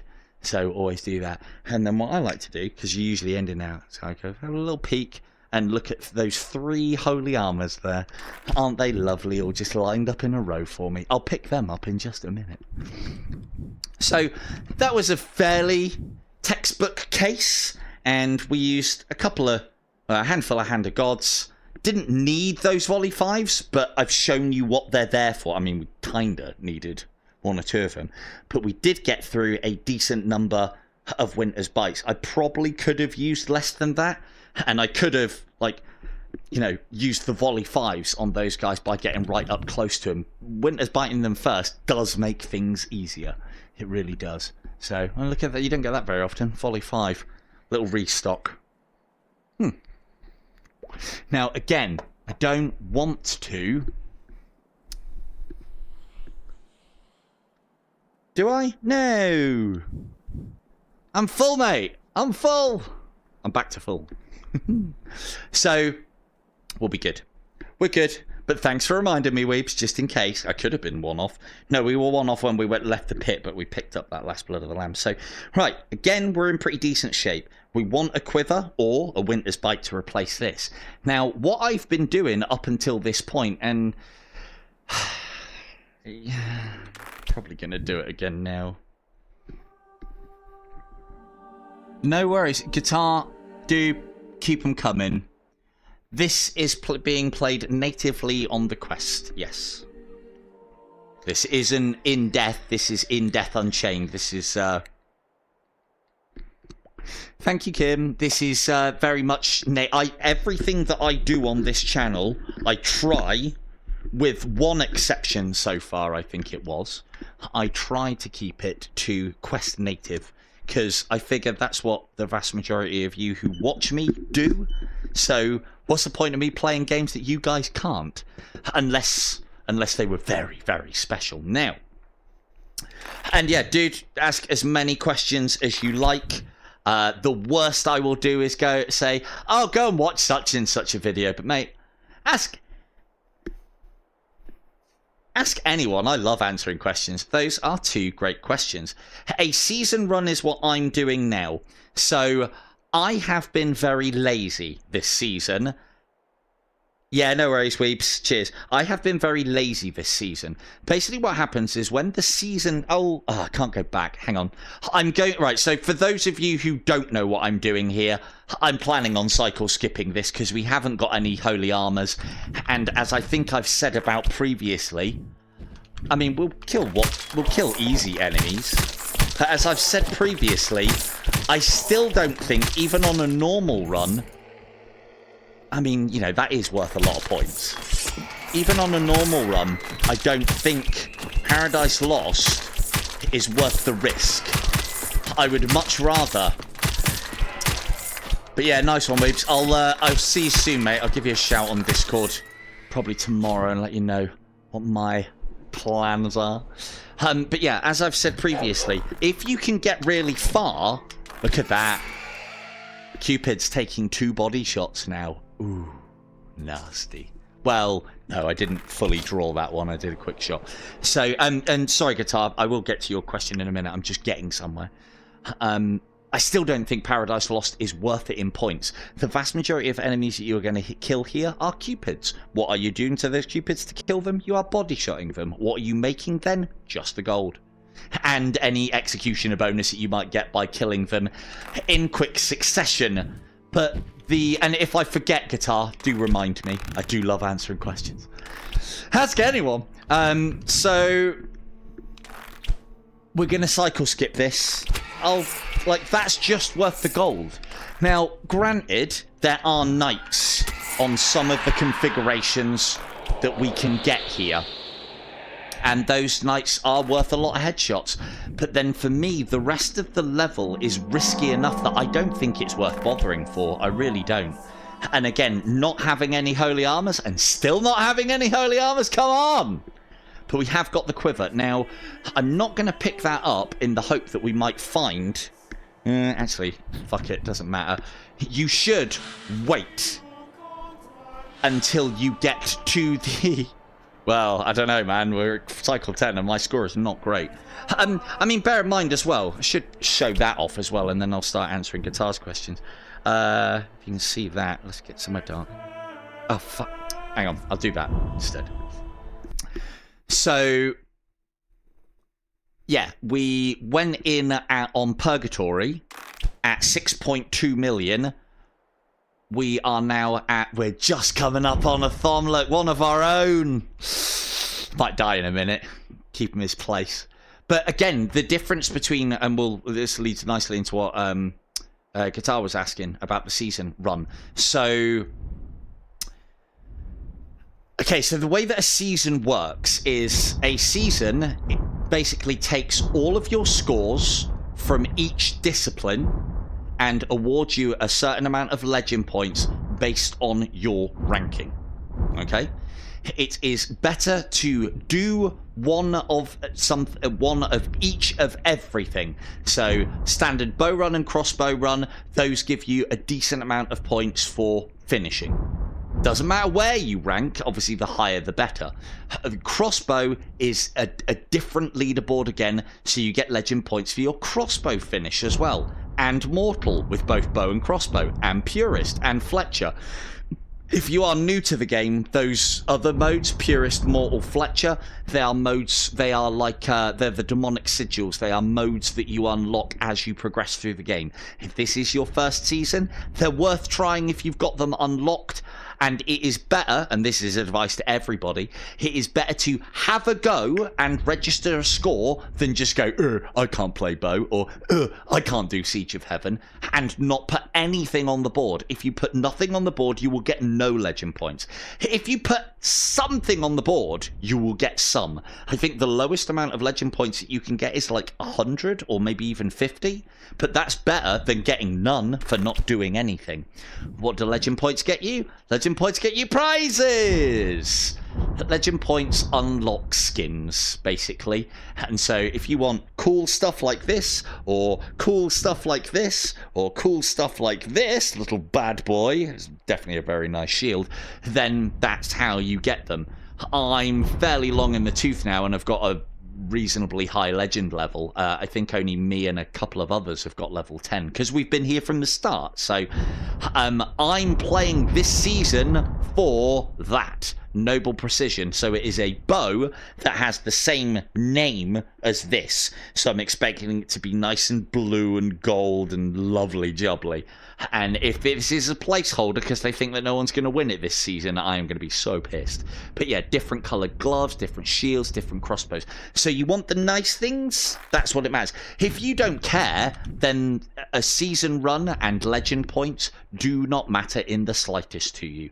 Also remember, you can get legend points out of Siege of Heaven. Each and every map with the bow, because you can only play the bow on Siege of Heaven, and each and every subcategory of each and every map. So kills, headshots, number of cupids, distance, gap shots, time.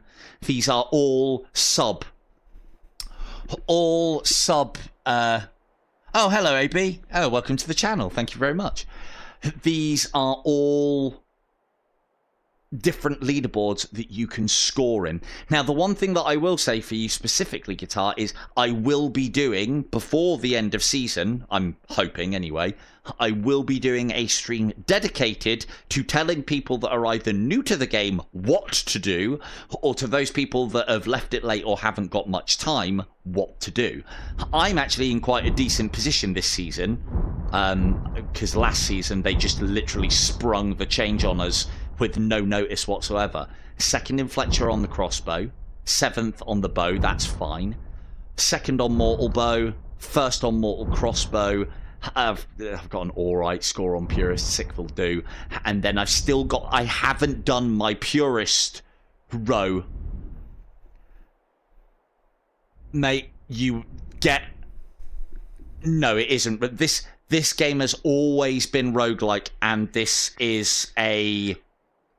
Definitely one of the best. The one thing that I will say is if you look for the season end video, that will kind of tell you everything that you need to know. I think were your questions what are legend points and why is this a season run? I can't remember. AB, definitely. This is the game that I have had for the longest, or probably one of the longest, and I've been playing this now and also streaming it for probably the last 3 years. And as people that watch me regularly will know that, like, there are games that I really enjoy that I don't get to stream much, but usually the sign of a good game for me is one that I stream a lot. This is a game that I stream a lot. I don't do reviews. I don't feel like I'm qualified to, even though I probably am more qualified to review this game than anybody.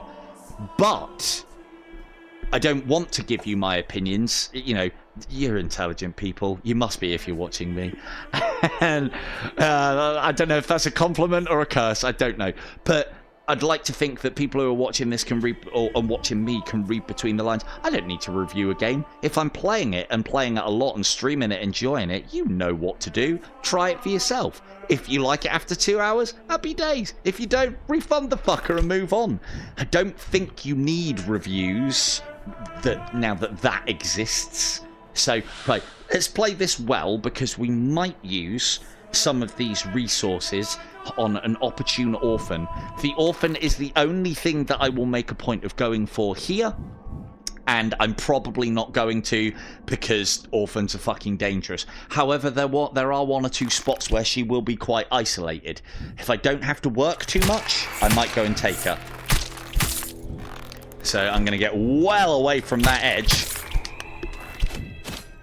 Yes, everything that I do is standalone. I am funny like that. I'm not a massive fan of PC VR because I don't like all the faffing that you have to do to get it all up and running or get it working, or, you know, specs and such. It's not dangerous. It's not that my PC isn't PC VR compatible. It's just, well, I find the vast majority of people that watch me play standalone, so I kind of only really want to show the stuff off that they can actually play. And I'm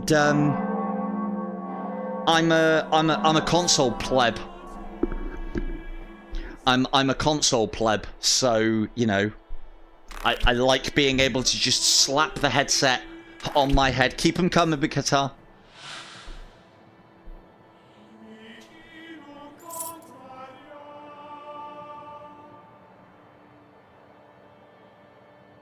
Yes.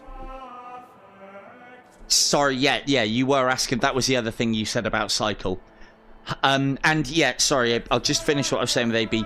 Yes, this is the standard that I kind of compare all bow and arrow games to. And, you know, I haven't found any that are better. The one that comes closest to, in my opinion at the moment, is Dungeons of Eternity, but that has a different bow and arrow mechanic completely, in that here we just get to draw an arrow straight away, whereas with Dungeons of Eternity you have to reach over your shoulder to pull it from the quiver, notch it and fire. I think Dungeons of Eternity is winning on that one. So, and ooh, what's that there? Little Cupid's Wrath. It's always worth looking back on a level, especially if you're cycle skipping it. That item right there, if you ever get an achievement that says more loot will appear on the level, that's one of the spots that it can drop. There are a few. It is worth sometimes, if you are doing this, just casting your hand over the level, because there may be items that haven't rendered in that you can get, and if your hand splays out like that, I don't know if you can see that or not, but if your hand splays out like that, you then just hold trigger and it'll bring the thing to you. I've had holy armors up there before. They're very much worth it. As far as Cycle is concerned, yes, there are only 4 worlds.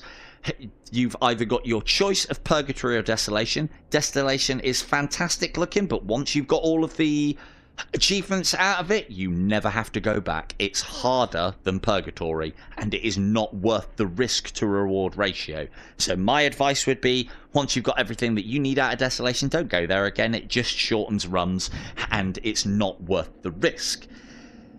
Then you do Paradise Lost, then you do Abyss, and that is a cycle complete, and then you start again, cycle 2. After 4 cycles, when you get to cycle 5, you then start taking double damage. So that's what the skulls mean when you come into a level.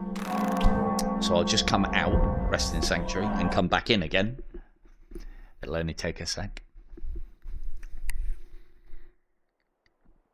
And yeah, in that case, AB, you found me and Guitar as well. If this is your first time, you found me at just the right time. We got a giveaway on Saturday. We do giveaways pretty regularly. I'm looking hopefully at Downtown Club, which is Quest 3 Native's kind of first proper racing game, I suppose. I mean, there was Grid, but yeah, Grid was a bit burn your eyes out of your sockets, eyeballs out of your skull socket sort of thing. So see all of those skulls there? That's how many pegs of damage that I would take after a single hit. So Right now, if I take a single hit from any source other than lava, I will take 7 points of damage. And because I haven't got any holy armors, I'm not shielded from that either. So at all times within this run, I am 2 hits from death, and it gets worse. Well, the skulls can go past 12 now, which then means that any hit within this game at higher cycles, I think it would be cycle 15, is fatal, unless you have holy armor. Right, Gabriel tutorial at high level, and go. But yeah, excellent. Yeah, if anybody else, yeah, no, we've got that on the community channel and in the Discord as well. But no, good shout, Max Mustard for £2. I don't even like VR platformers all that much, but I am fucking picking up a £22.99 game for £2.19. You better fucking believe it. So, but yeah, good shout. The code is on the community tab and in the Discord as well. So, hello, Liz. Oh, Liz, we're just finishing. I am going to do some Gabriel, though, so... yeah, if I haven't answered any questions... Oh, and the giveaway as well. The way that giveaways work on this channel is we do them whilst I am live streaming. One of my moderators gives away the keys live. I'll call an emoji out, which I'll talk about in the description, and then you enter that when I ask you to, and that enters you into the draw. Hopefully we'll have 5 keys to give away for Downtown Club, and this will all be whilst I'm playing it to an expert level. So right, Gabriel, how we're going to do him at high cycles? Well, kind of the same way we do him at low cycles. We're going to get close to him so that he retreats from us. And it's already, if people go onto the...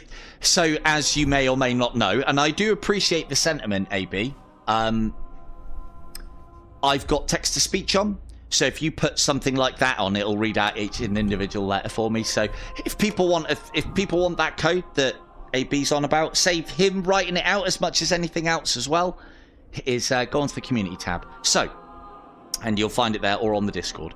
So... Look what we're doing with Gabriel here. I can literally move left and right of this pillar, and it will stop him attacking me. Now, we could add shots in on that to do him damage, and what this technique is about is using this pillar to obstruct your view. A very fundamental part of this game is the enemies are attention-seeking motherfuckers, and they always want to be in your field of view. We can take advantage of that by cutting down our own field of view with objects and then staring into the vastness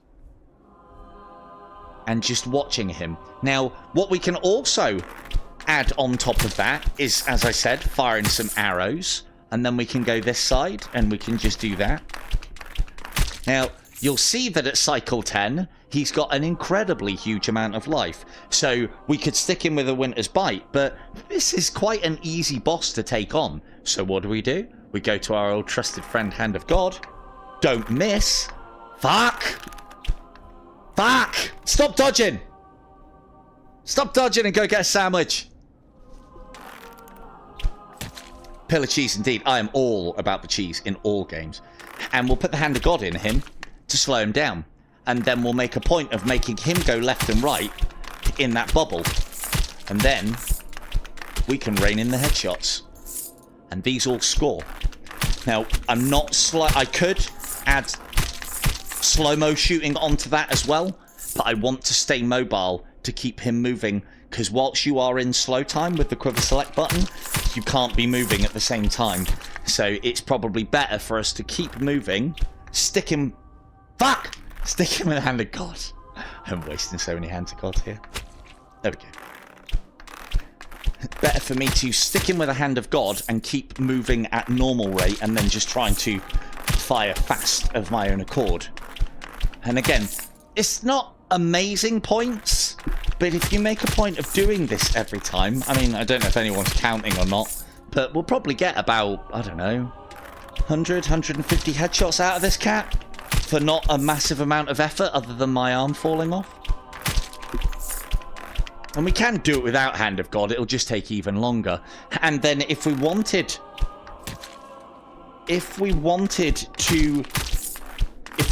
to push further on this, we could Winter's Bite in, which will just make this a lot quicker, which I might do in a minute if I get bored or my arm falls off. This is a roguelike that I personally think is done very well, but note I say roguelite. This doesn't have a massive amount of rogue elements in, because there is only really one metagame that I'm playing at the moment. But the thing is, this is more than just a roguelike.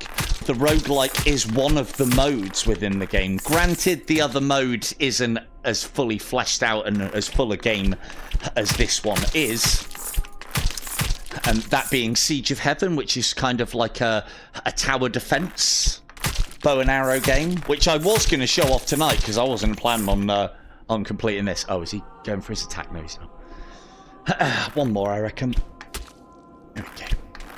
Oh, no, not one more. We're going to need more than one more. That's one of his attacks. That I did not want to see. When the attack comes, we get on the other side of the pillar and we hold our shield up. The reason being is because you can have fireballs sneak round this pillar. Now, although the shield will not protect you from a fireball if the shield is too close to you, if you hold it really far away, the explosion won't actually hit you. So you can block his fireballs, but you don't want to have to. Really far away. That's like an awkward enough angle that's really far in front. And as far as, I mean, the one thing that I will say is don't pick this game up at full price. It's 3 years old. Wait for a sale if it's not already on one. I have got a 25% discount code, but don't worry about doing me any sort of like favors on that regard. You will get this game at sort of like 40% off, and it goes 40% off quite regularly.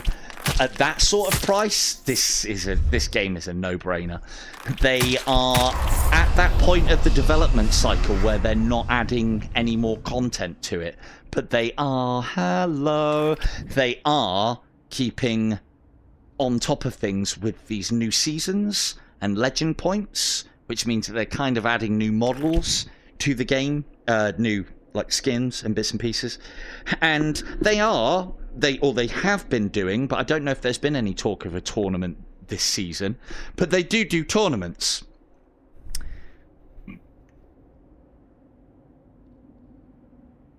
Oh, no. Not Paradise Lost. Desolation. Sorry, if I said Paradise Lost, that's not what I meant. So, Purgatory and Desolation. Sorry, that might have been me.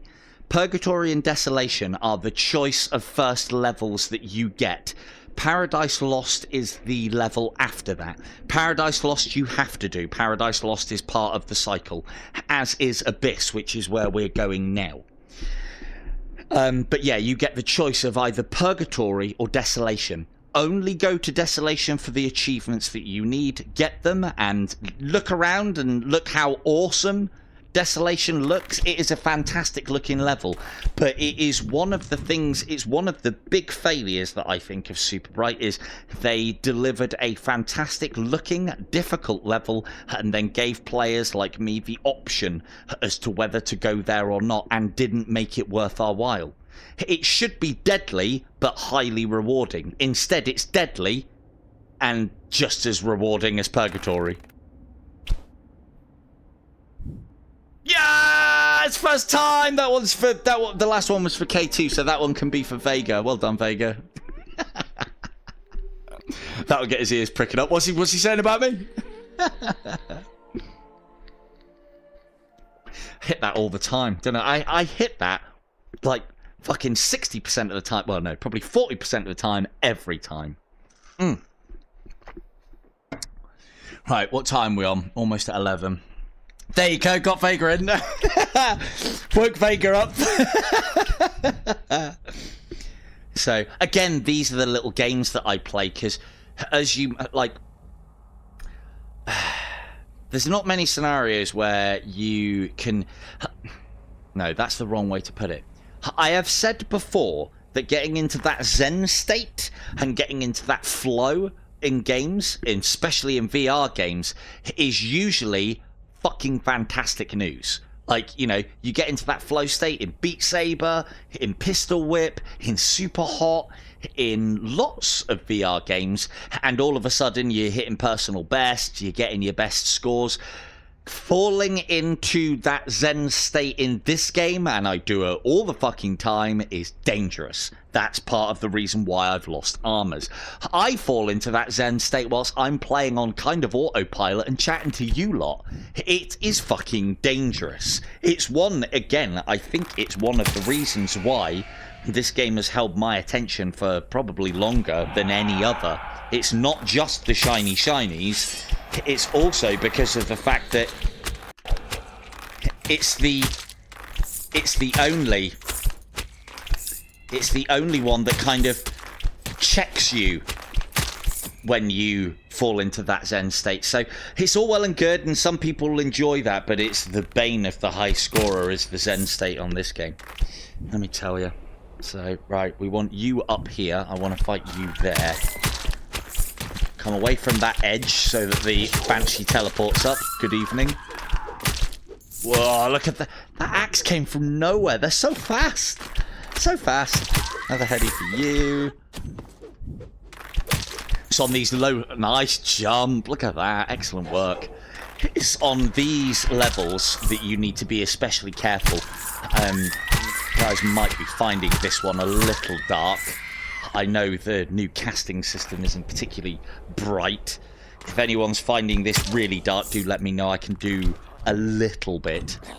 I can't put the brightness up on my headset. That doesn't have an effect.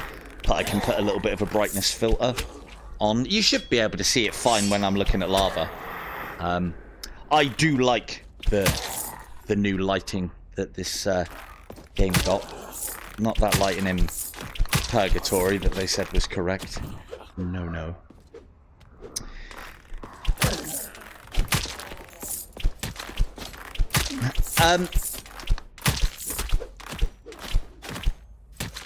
Yeah, Holy Wind is shit.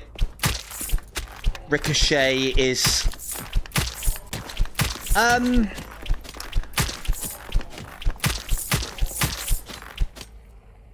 no, probably not. There are a lot of arrows in this game that are not particularly good. You have identified some of the worst ones. Ricochet versions of everything, where a direct hit can bounce off the fucking enemy, is just ridiculous. It doesn't work very well for Barrage of Needles either, because the flechettes don't travel far. That's the shotgun firing one. The flechettes don't travel far enough away to bounce off of anything, so that's fucking useless as well. Ricochet and Cataclysms don't even get me started. What else is there? Ricochet and oh, that's the only two, Ricochet and Cataclysms. Yeah, Ricochet arrows are to be avoided. Unholy Wind. And I'd wait until it's on sale, but this is one of those few games that I would put down as a must-have. This, and I think the only other one...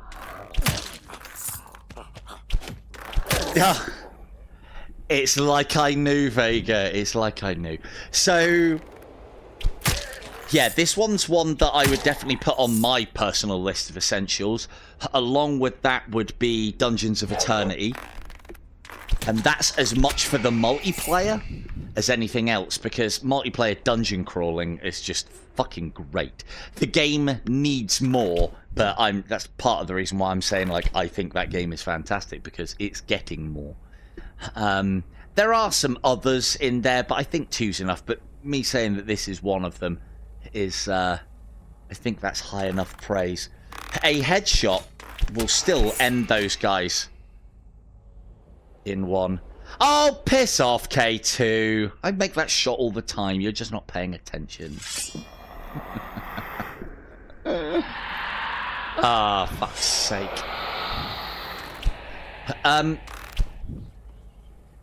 Yes. I'll give you a quick tutorial. So, holding down Quiver Select puts the game into slow time. There is no cooldown on that, and you can do that as often as you like. The only restriction that you have is every time you press that button, the game is put into bullet time or slow time, as we can see here, for 5 seconds, which is why you need to keep on repeating the action. Now look how slow these cats move as I'm shooting them. And the reason why they're doing that is when you draw the arrow, you can't be holding down quiver select. But when you launch the arrow, you can go back onto it. And so what you drop into is that rhythm of shot, button press, shot, button press, shot, button press, shot, button press. And then as far as these guys are concerned, nice dive, dude. I'll give you a 6.7 for that. As far as these guys are concerned, we are firing like this, but we're not putting that much effort in because I'm using slow time. And if you can get that down, if you can... Yeah, no worries, dude. Well, go on to the notification and put that onto all. You'll always see them. Slow motion makes the game look easy. It is very much a skill, and it will make it feel very satisfying to you. You cannot learn to slow-mo, or slow shooting as I call it. You cannot learn to do that soon enough. The best place to learn to do that is actually Siege of Heaven, where you haven't got the threats coming towards you. That's that tower defense mode that I was talking about. That is a good place. That's where I learned how to do it well anyway, and then it is a very transferable skill for the main game. As far as my streaming schedule is concerned, I try to stream every Wednesday and Saturday at 8 p.m. There you go, Kim's just put it down. So 3 p.m. Eastern and 8 p.m. UK time. So, and we usually go on for about 3 hours. And then there is, I mean, if you go on the Discord, the link will probably be in one of my videos. Look at one of my giveaway videos and that'll give you the link to the Discord. But I think it's also on my channel pagey thing as well. And I regularly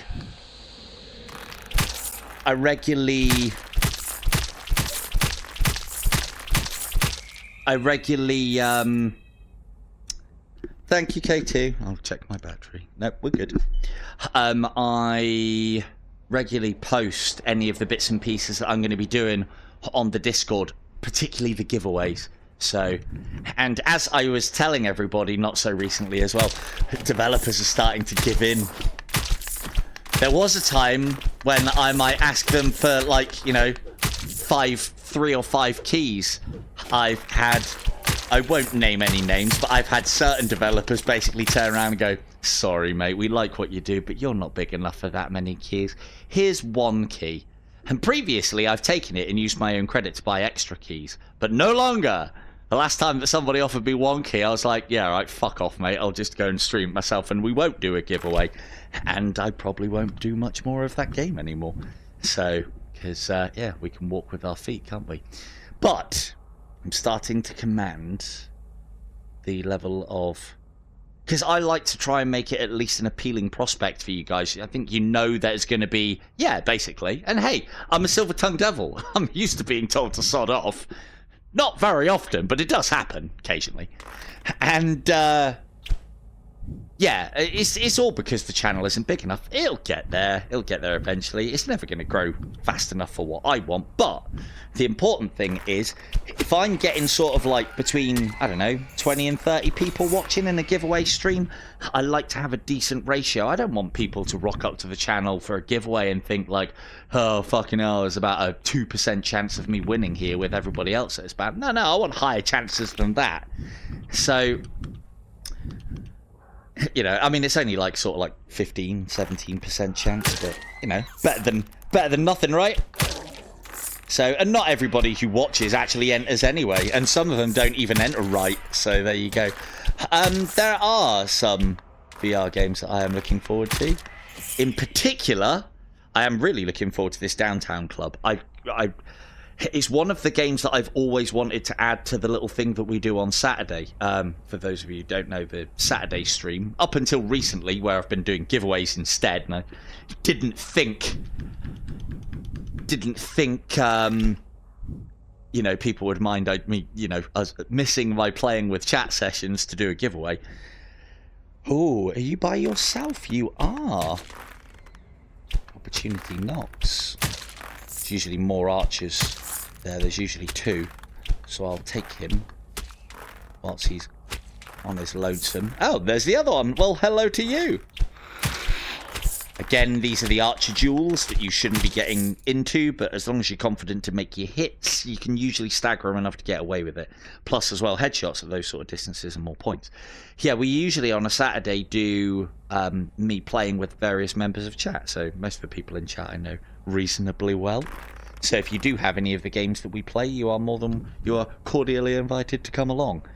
So, but I've been wanting a racing game, and I keep eyeing up Grid. I know K2's got it, and she said that like it's better on the Quest 3, but I still don't want to play a game where I have to use like optimizers to make it look good. You know, I'll just settle for not having my eyeballs burnt out of the sockets. Thank you very much. Like, just standard. You know, I don't do PC VR. I'm not going to go and piss around doing a games optimizer. If it's easy to do and the settings stay when I turn the headset off, then fair enough. I don't mind a one-time setup. But I don't want to do it every time I turn the headset off, because apparently I'm a strange one, but I turn the headset off every time. Oh, the Quest 3 is fantastic, mate. Well, oh, hang on. No, but I play at a higher level, so you'll. There's various videos that I have out there that'll explain why, and I'll do my best. Like, but just because I'm not using them does not make them relevant arrows for you. There are various cycles. I should do a video on it, really, but there are various cycles that a player, not just cycles in game. Haha, see what I did there. There are cycles that a player goes through as well. I remember a time when I used to think that this was the best arrow in the game. Not anymore. Yeah, and you should use them whilst you are getting better. Yeah, my concern with something like a quest optimizer is it might impact me streaming. There's a reason why I don't stream Ghosts of Tabor, because I did really enjoy that game. But the reason why is because it was so resource intensive for the Quest 2 that when I tried to stream it at the same time as playing it, it just said no. I don't want to get used to a certain level of graphics in the headset and then try and stream it and my headset just shitting a brick. I also worry as to whether that sort of thing would affect warranties and stuff as well. Because, yeah, I've had lots of experience with warranties in various meta products, and I would rather not invalidate them with use of third-party apps, because it is third-party. If it was on the App Store and you didn't have to buy it through, is it Itch? Then maybe. But for me, if you're having to buy it through Itch, yes, it does. But as I said, every time I'm finished gaming Vega, every time I'm done, I turn my headset off. It's just something I've always done. When I'm finished with a thing, I turn it off. I do it with almost everything bar my phone. But that's because you need your phone on at all times. If I'm not using this, I don't. But, yeah. PC VR is very good, though. PC VR is Quest Pro, though. They get the Quest controllers. That's what the Quest Pro controller is what I'm using right now. So Downtown Racer is a game. Downtown Club rather is a game that I'm looking forward to, because I'd really like some of us to be able to race against each other. And I have talked about the free mode within that game, and how I've played driving games with my mates in the past where we just basically turned the free mode into a game of unofficial tag. Everyone has to play by the rules. There's certain home points, but you know, it's like school card tag, but you're in cars ramming each other for the TIG. So anyway, or I don't know what you call it in America, TOG or something different. Anyway, I am really looking forward to Aliens Rogue Incursion. That's sounding better and better and better to me the more I hear about it. I don't I don't know about this whole it's designed for short sessions, but I don't know, man. If they capture that aliens isolation feeling on that game, I'm sold. You probably won't find me playing a lot of other things, and it should be hilarious to watch me play it as well, because, as you know, I am the bravest of cowards. Yeah, no worries, dude. This is Nightmare. Ooh, that's 3. Right, that's too much. I don't want to waste any resources on this. I am leaving. Now, we've got to be careful around here, because there's a lot of lava. And, hang on. In slow. This is what I use slow time for, checking on chat when TTS doesn't do a very good job. Where did you go? Stop teleporting all around me. Yeah, nice one, Guitar. And yeah, if you, I'm glad, very happy to help, mate. And these are the times to ask as well. If you ever have any questions on the game that I am playing, I do try and play it to at least a reasonable standard. Good evening. I do try and play them to at least a reasonable standard. That's not good. That was almost a life lost because my teleport arrow hit him in his fucking arm. Where was that other archer? Don't know. Right, let's keep moving. You gonna take a dip in my lava? You're just gonna stand there. Ooh. Let's move away from you. I do not want to lose my holy armor. So this is another thing that I find you have to do with holy armor as well. Because of some of these bullshit hitboxes at times, I always, whenever I have a close call, I always check my holy armor. More often than not, that's gone by now. So, nasty scenarios. But yeah, alien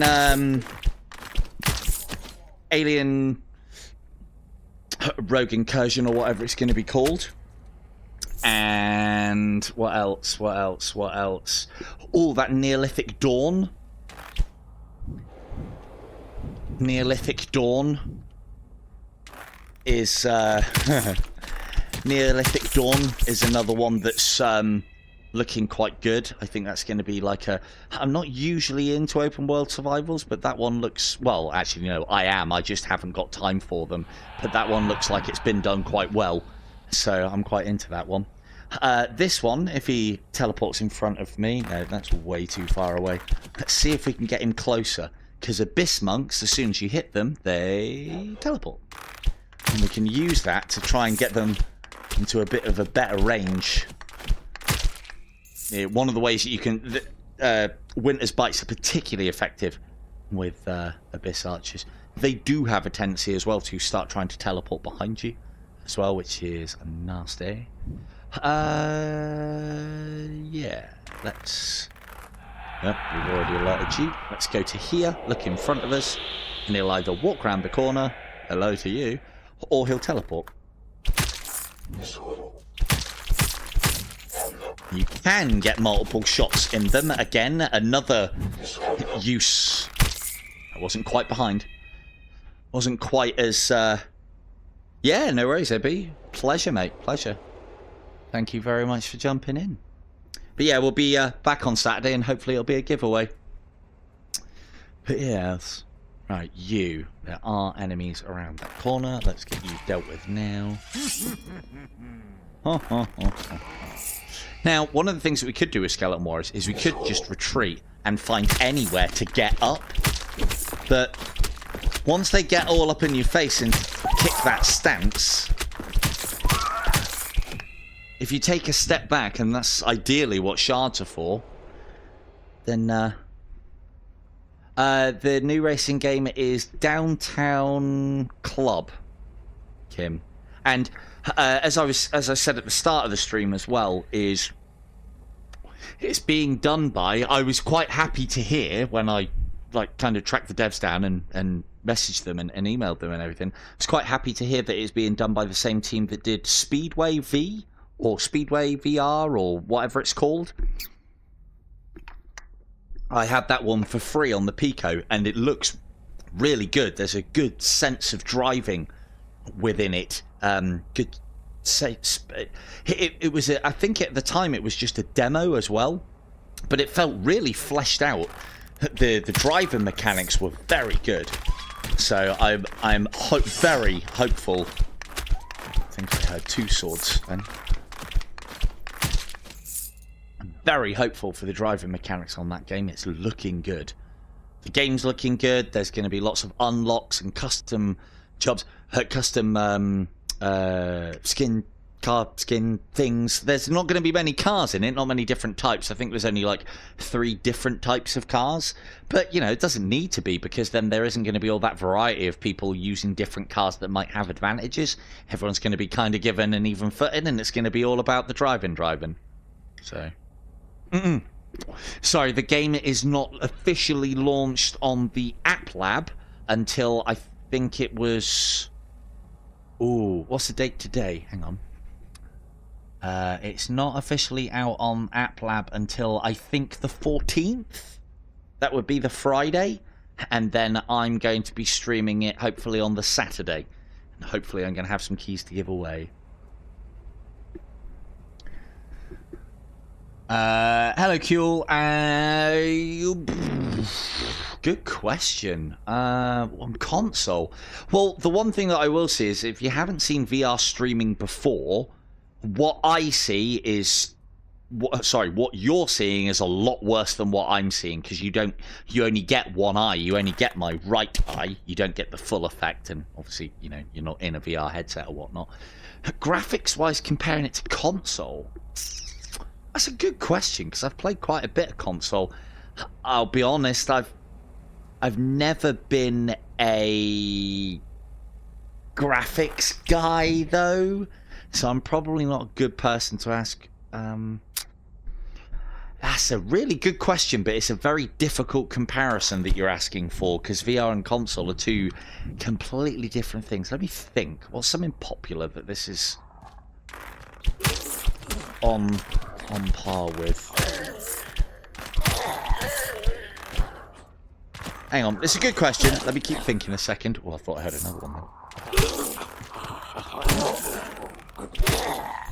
I mean, the one thing that I can say is I think we're getting to a point now where the enemies aren't looking as good as the environments in this game, and it used to be the other way around, kind of like how Hellsweeper has it at the moment, where the enemies look fantastic, but the backgrounds just look a bit dull, a bit drab. It's the colour, I think. It's a good question, though. I think I might have just been silenced, chat. I can't think of a game on console that I've played. It's a weird comparison, I suppose, more than anything else.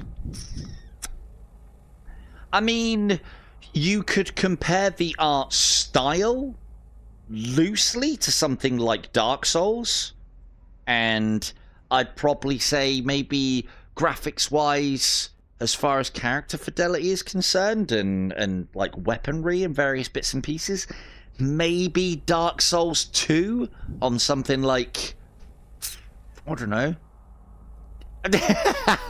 Hey, I was only giving him a temporary victory.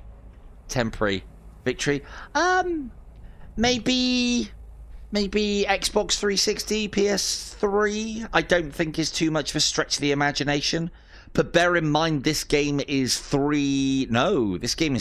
years old. This is quite an old game. It has had a bit of love, but there's only so much you can do when you start upgrading things, and there's only so far you can take it when you're upgrading from, like, this was out on the Quest 1, and then it was upgraded for Quest 2, which was one hell of an upgrade, and then it was upgraded again most recently for Quest 3. But it was it has been upgraded, but it was, elements of it have been a bit of a half-assed job. So, like, for instance, on the opening level, Purgatory, something like this actually has lighting effects, and the light would be streaming through and making some colours on the floor, which is nice. It doesn't matter. But yeah, to compare it to a game, I mean, I compared the game in very much the way that it works, and that fucking risk, reward, and learn factor that you get from Dark Souls. I've said before that this is kind of the Dark Souls of VR, I guess. Graphics-wise, it's not a bad comparison.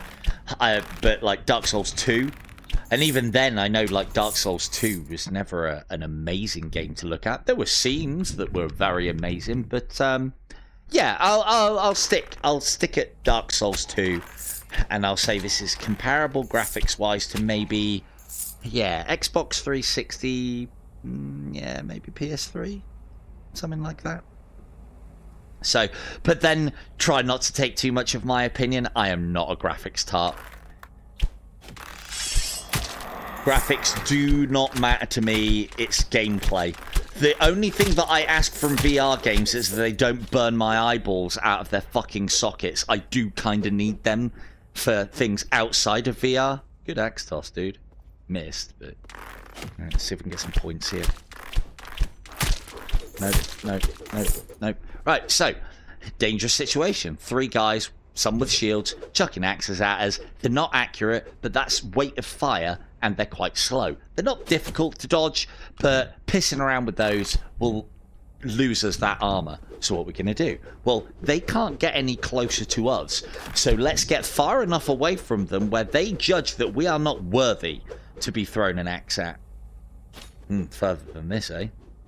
Now that we've got a little bit of roof to play with, we can get the angle on them. I fucking didn't see that one. Those can come back down and hit you, do be aware.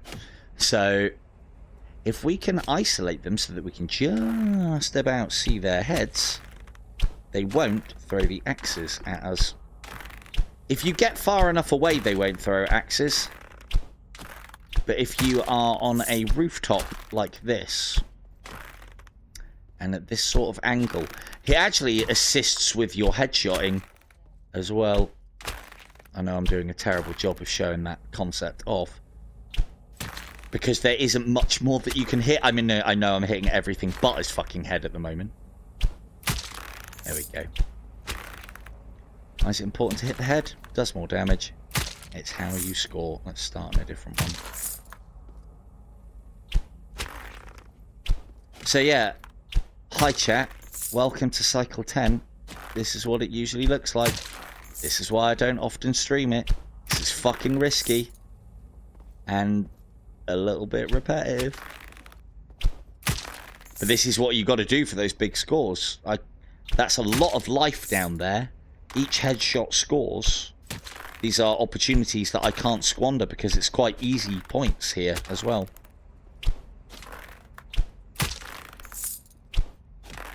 Quite easy points. Like, he's not even fighting back. We're far enough away from him now that even though he's got the angle on us on the roof, I'm hitting nothing but body shots. Let's try you. Can't even fucking see his head. It's too dark. Too dark, I tell ya. Just get him rid of him. Try and move along.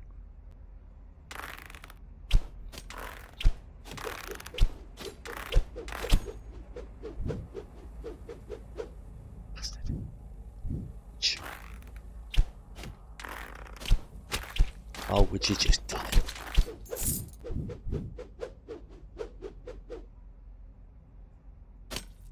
Ugh. Sharp handles. Sharp handles on their axes. Right. Where's the last one? There he is. So again, taking those opportunities to stretch the ranges out. But like, you know, I have been playing for like, what, 3 hours now, so I mean, I'm not getting tired, but I'm definitely, to be honest, I'm not even starting to feel it in my arm that much. But to whoever it was who asked earlier, yeah, it's just practice.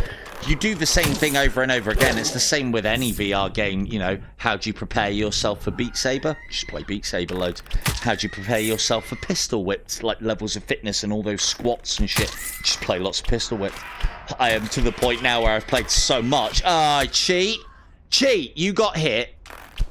And you carried on casting. To be fair, it wasn't a headshot. Right.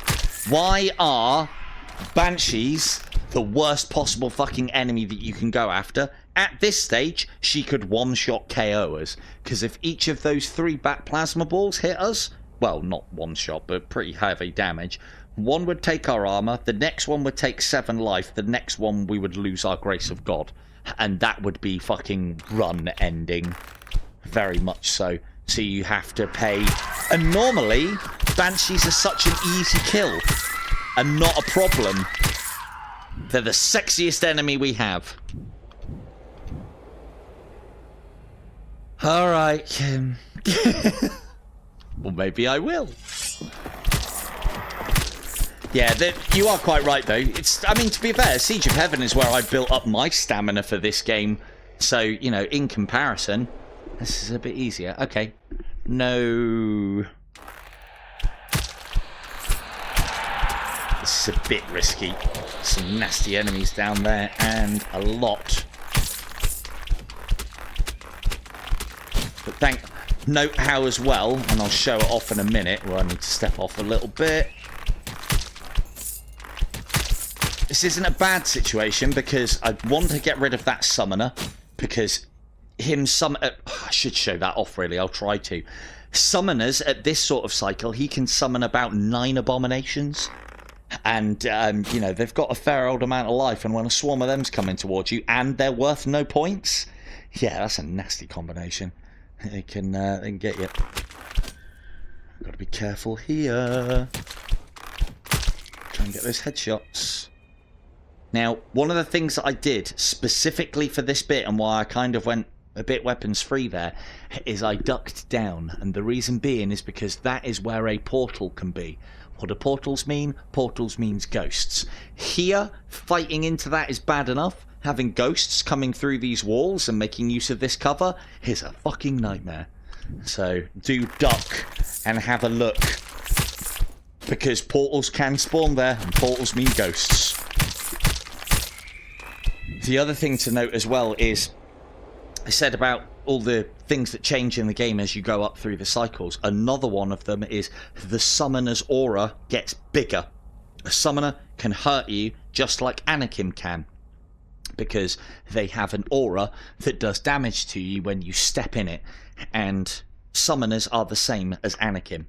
The interesting fact about Anakim is he actually gets bigger the further and further through the cycles that you go. You can see an example of that if you play Anakim's Advance in Siege of Heaven. As you go through the waves on that, he gets bigger and bigger because he's got, well, it's a later version of each of them. That scores us nothing but the gold. Even though they're technically headshots, we do not get headshot points for those headshots.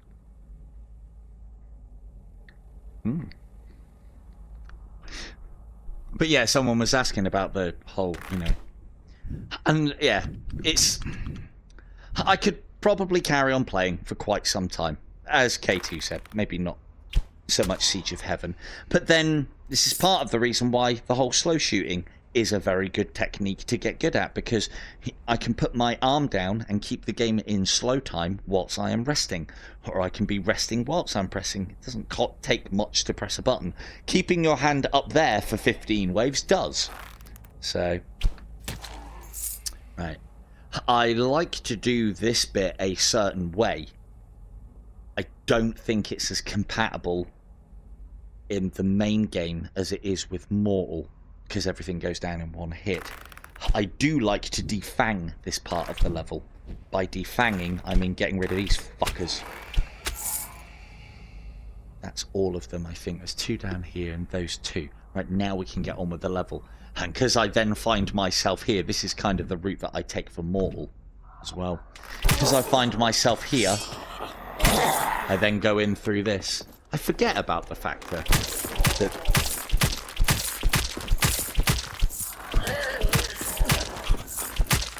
the different shards give off different light effects. Because I always think like, yeah, fuck, cheers Super Bright, it's taken me 3 seasons to get that. But it does make it white. So, you know, if you were so inclined. This is part of the reason why I like the fact that there is darkness within this game, because I think it's a fantastic effect. Looks really good. Anyway. As I said, not a graphics tart. Woo, sneaky! Yeah, still end up the same as everybody else, so didn't you? Right, that's all of them. We're going to jump straight into these guys. One for you, and then we're going to finish you off nice and quick. And then you've got more health, so you're going to take longer. But, aw, look at this! A lot of the time it is because I'm being too efficient with my slow-mo shooting or my slow time shooting. But there are times when it's just like, nope, the hitbox isn't there anymore. That's why the arrow goes through. Now, the threat here, would you believe it, is actually the Banshee. These guys should, but even that's too risky. Let's try and do some more damage to the Banshee whilst those guys are wondering where I went. Again, don't mind too much if I don't get headshots on her.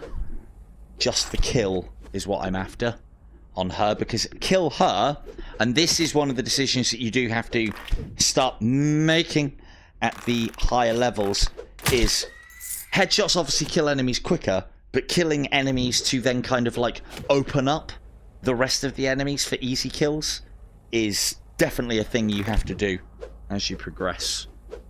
It's all well and good me giving the advice of, you know, trying to headshot everything, but there's times when it's not worth the risk.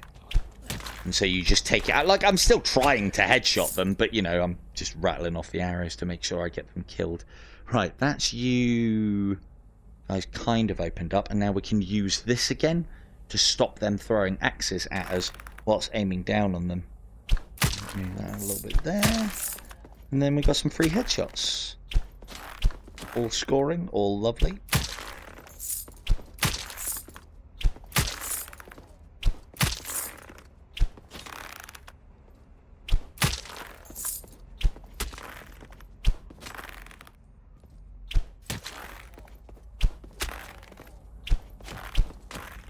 Come on. You can do it.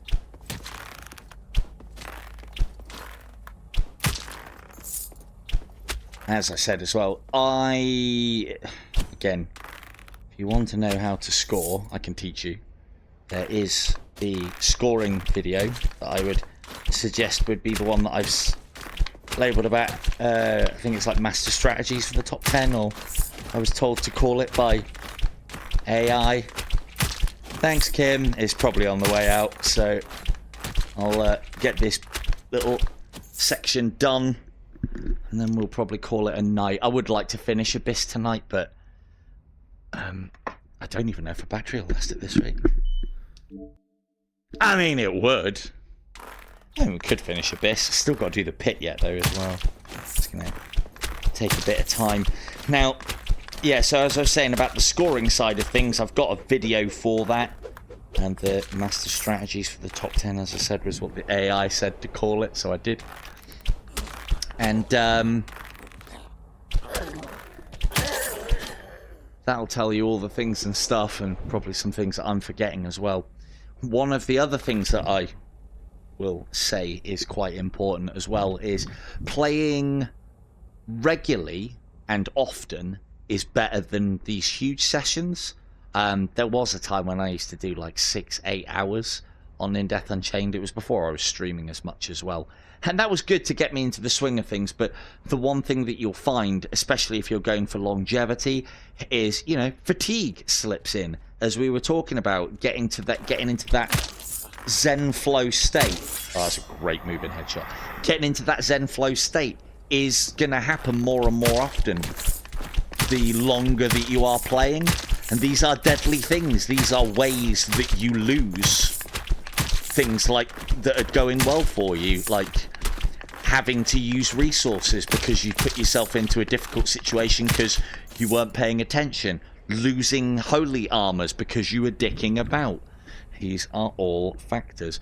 We're going to remember that quiver's there, but probably forget. Shit.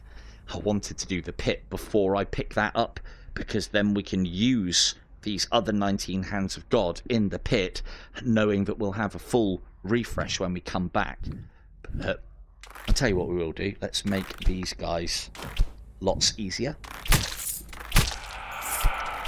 Oh, fuck, forgot about you. This is the fatigue thing. Oh, not so much fatigue, just playing for a bit. Get complacency. Roll this pass through. Why am I punished for being efficient? Damn you. It's funny because sometimes it happens and sometimes it doesn't. Oh, steady on that fella. You didn't have to do that. Fucking sacrifice to the dark gods. Right, we want to try and pull up some of these archers and the abomination, incubi rather. He's worth decent points, even outside of the pit, because we can get some distance on that bad boy. No, thank you.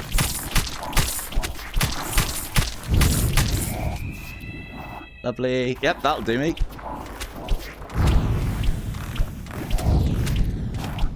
I've made that easy for myself, though. Let's get up to his level, shall we? There we go. Always make, if you are constructing, I suppose this is something I've talked about, if you are constructing those extremely long-range headshots, always try and make it as easy as possible for yourself. So we were talking earlier, you see when it comes up, that, I'm not pulling hard enough. No, where is it? 983. 972, so that's about maximum damage. Every bit further away that I push him from there is more scoring again. We are probably scoring maximum points now on each headshot we do him.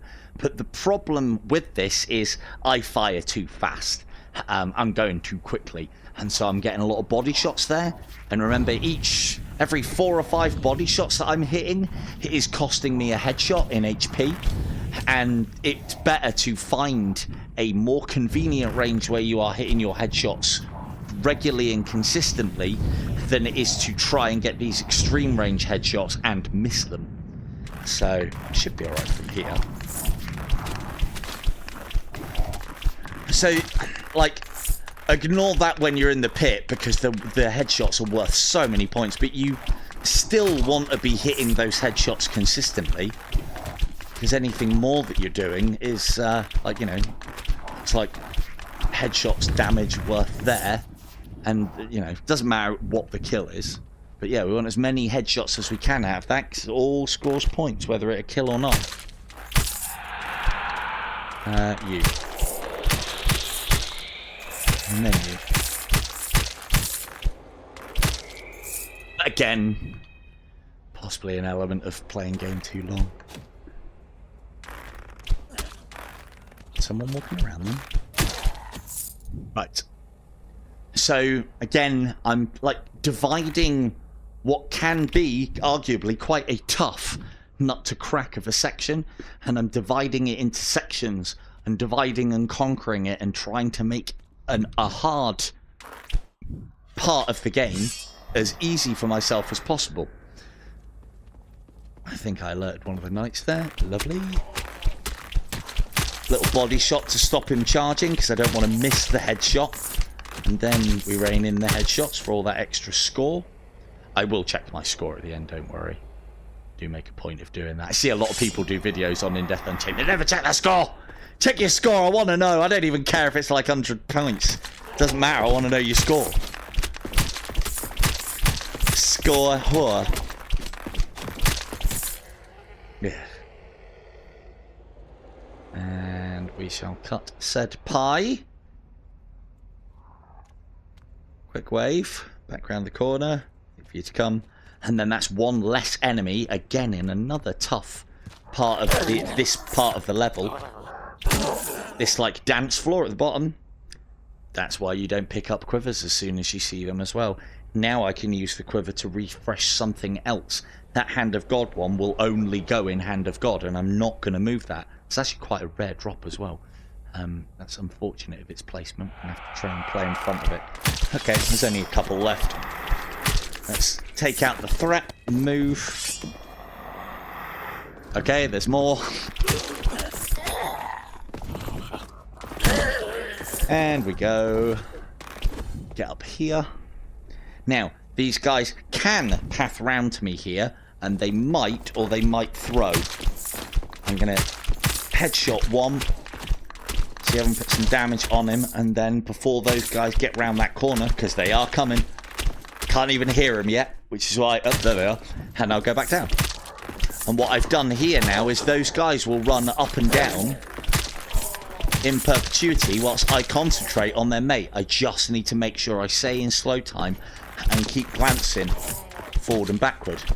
And then what I can do when these boys arrive is I go back up here. Oh shit, missed. Go back up here, and then all I've got to do is hit one of them. Doesn't even need to be a headshot. That'll stagger him, stop him pathing towards me, and again we divide and conquer. Here he comes.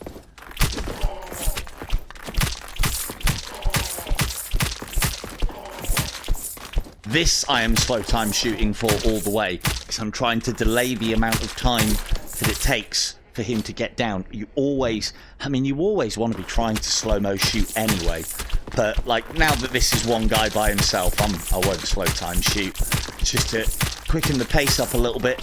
And look how my headshots seem to be more consistent, because there's no passing through, because I'm not going too quick. I think we're going to be alright for resources in Abyss. Abyss is... Once you defang it, as far as Abyss is concerned for me, once you defang it, i.e. you get rid of the the Cupids, I find it is quite a bad proposition. Now, good play, it's my final word, good play would dictate we go into the pit, make use of those 18 hands of God, maybe make use of some other resources, and don't come and consume these resources until we're finished in the pit. It makes sense, because we'll probably end up using 1 or 2 hands of God whilst we're in the pit, but memory is an issue. I am streaming. I might not stream this run again, or I might stream it when I'm a little bit further in. Again, I'll be honest with you, I was hoping to die tonight. I just can't bring myself to kill myself.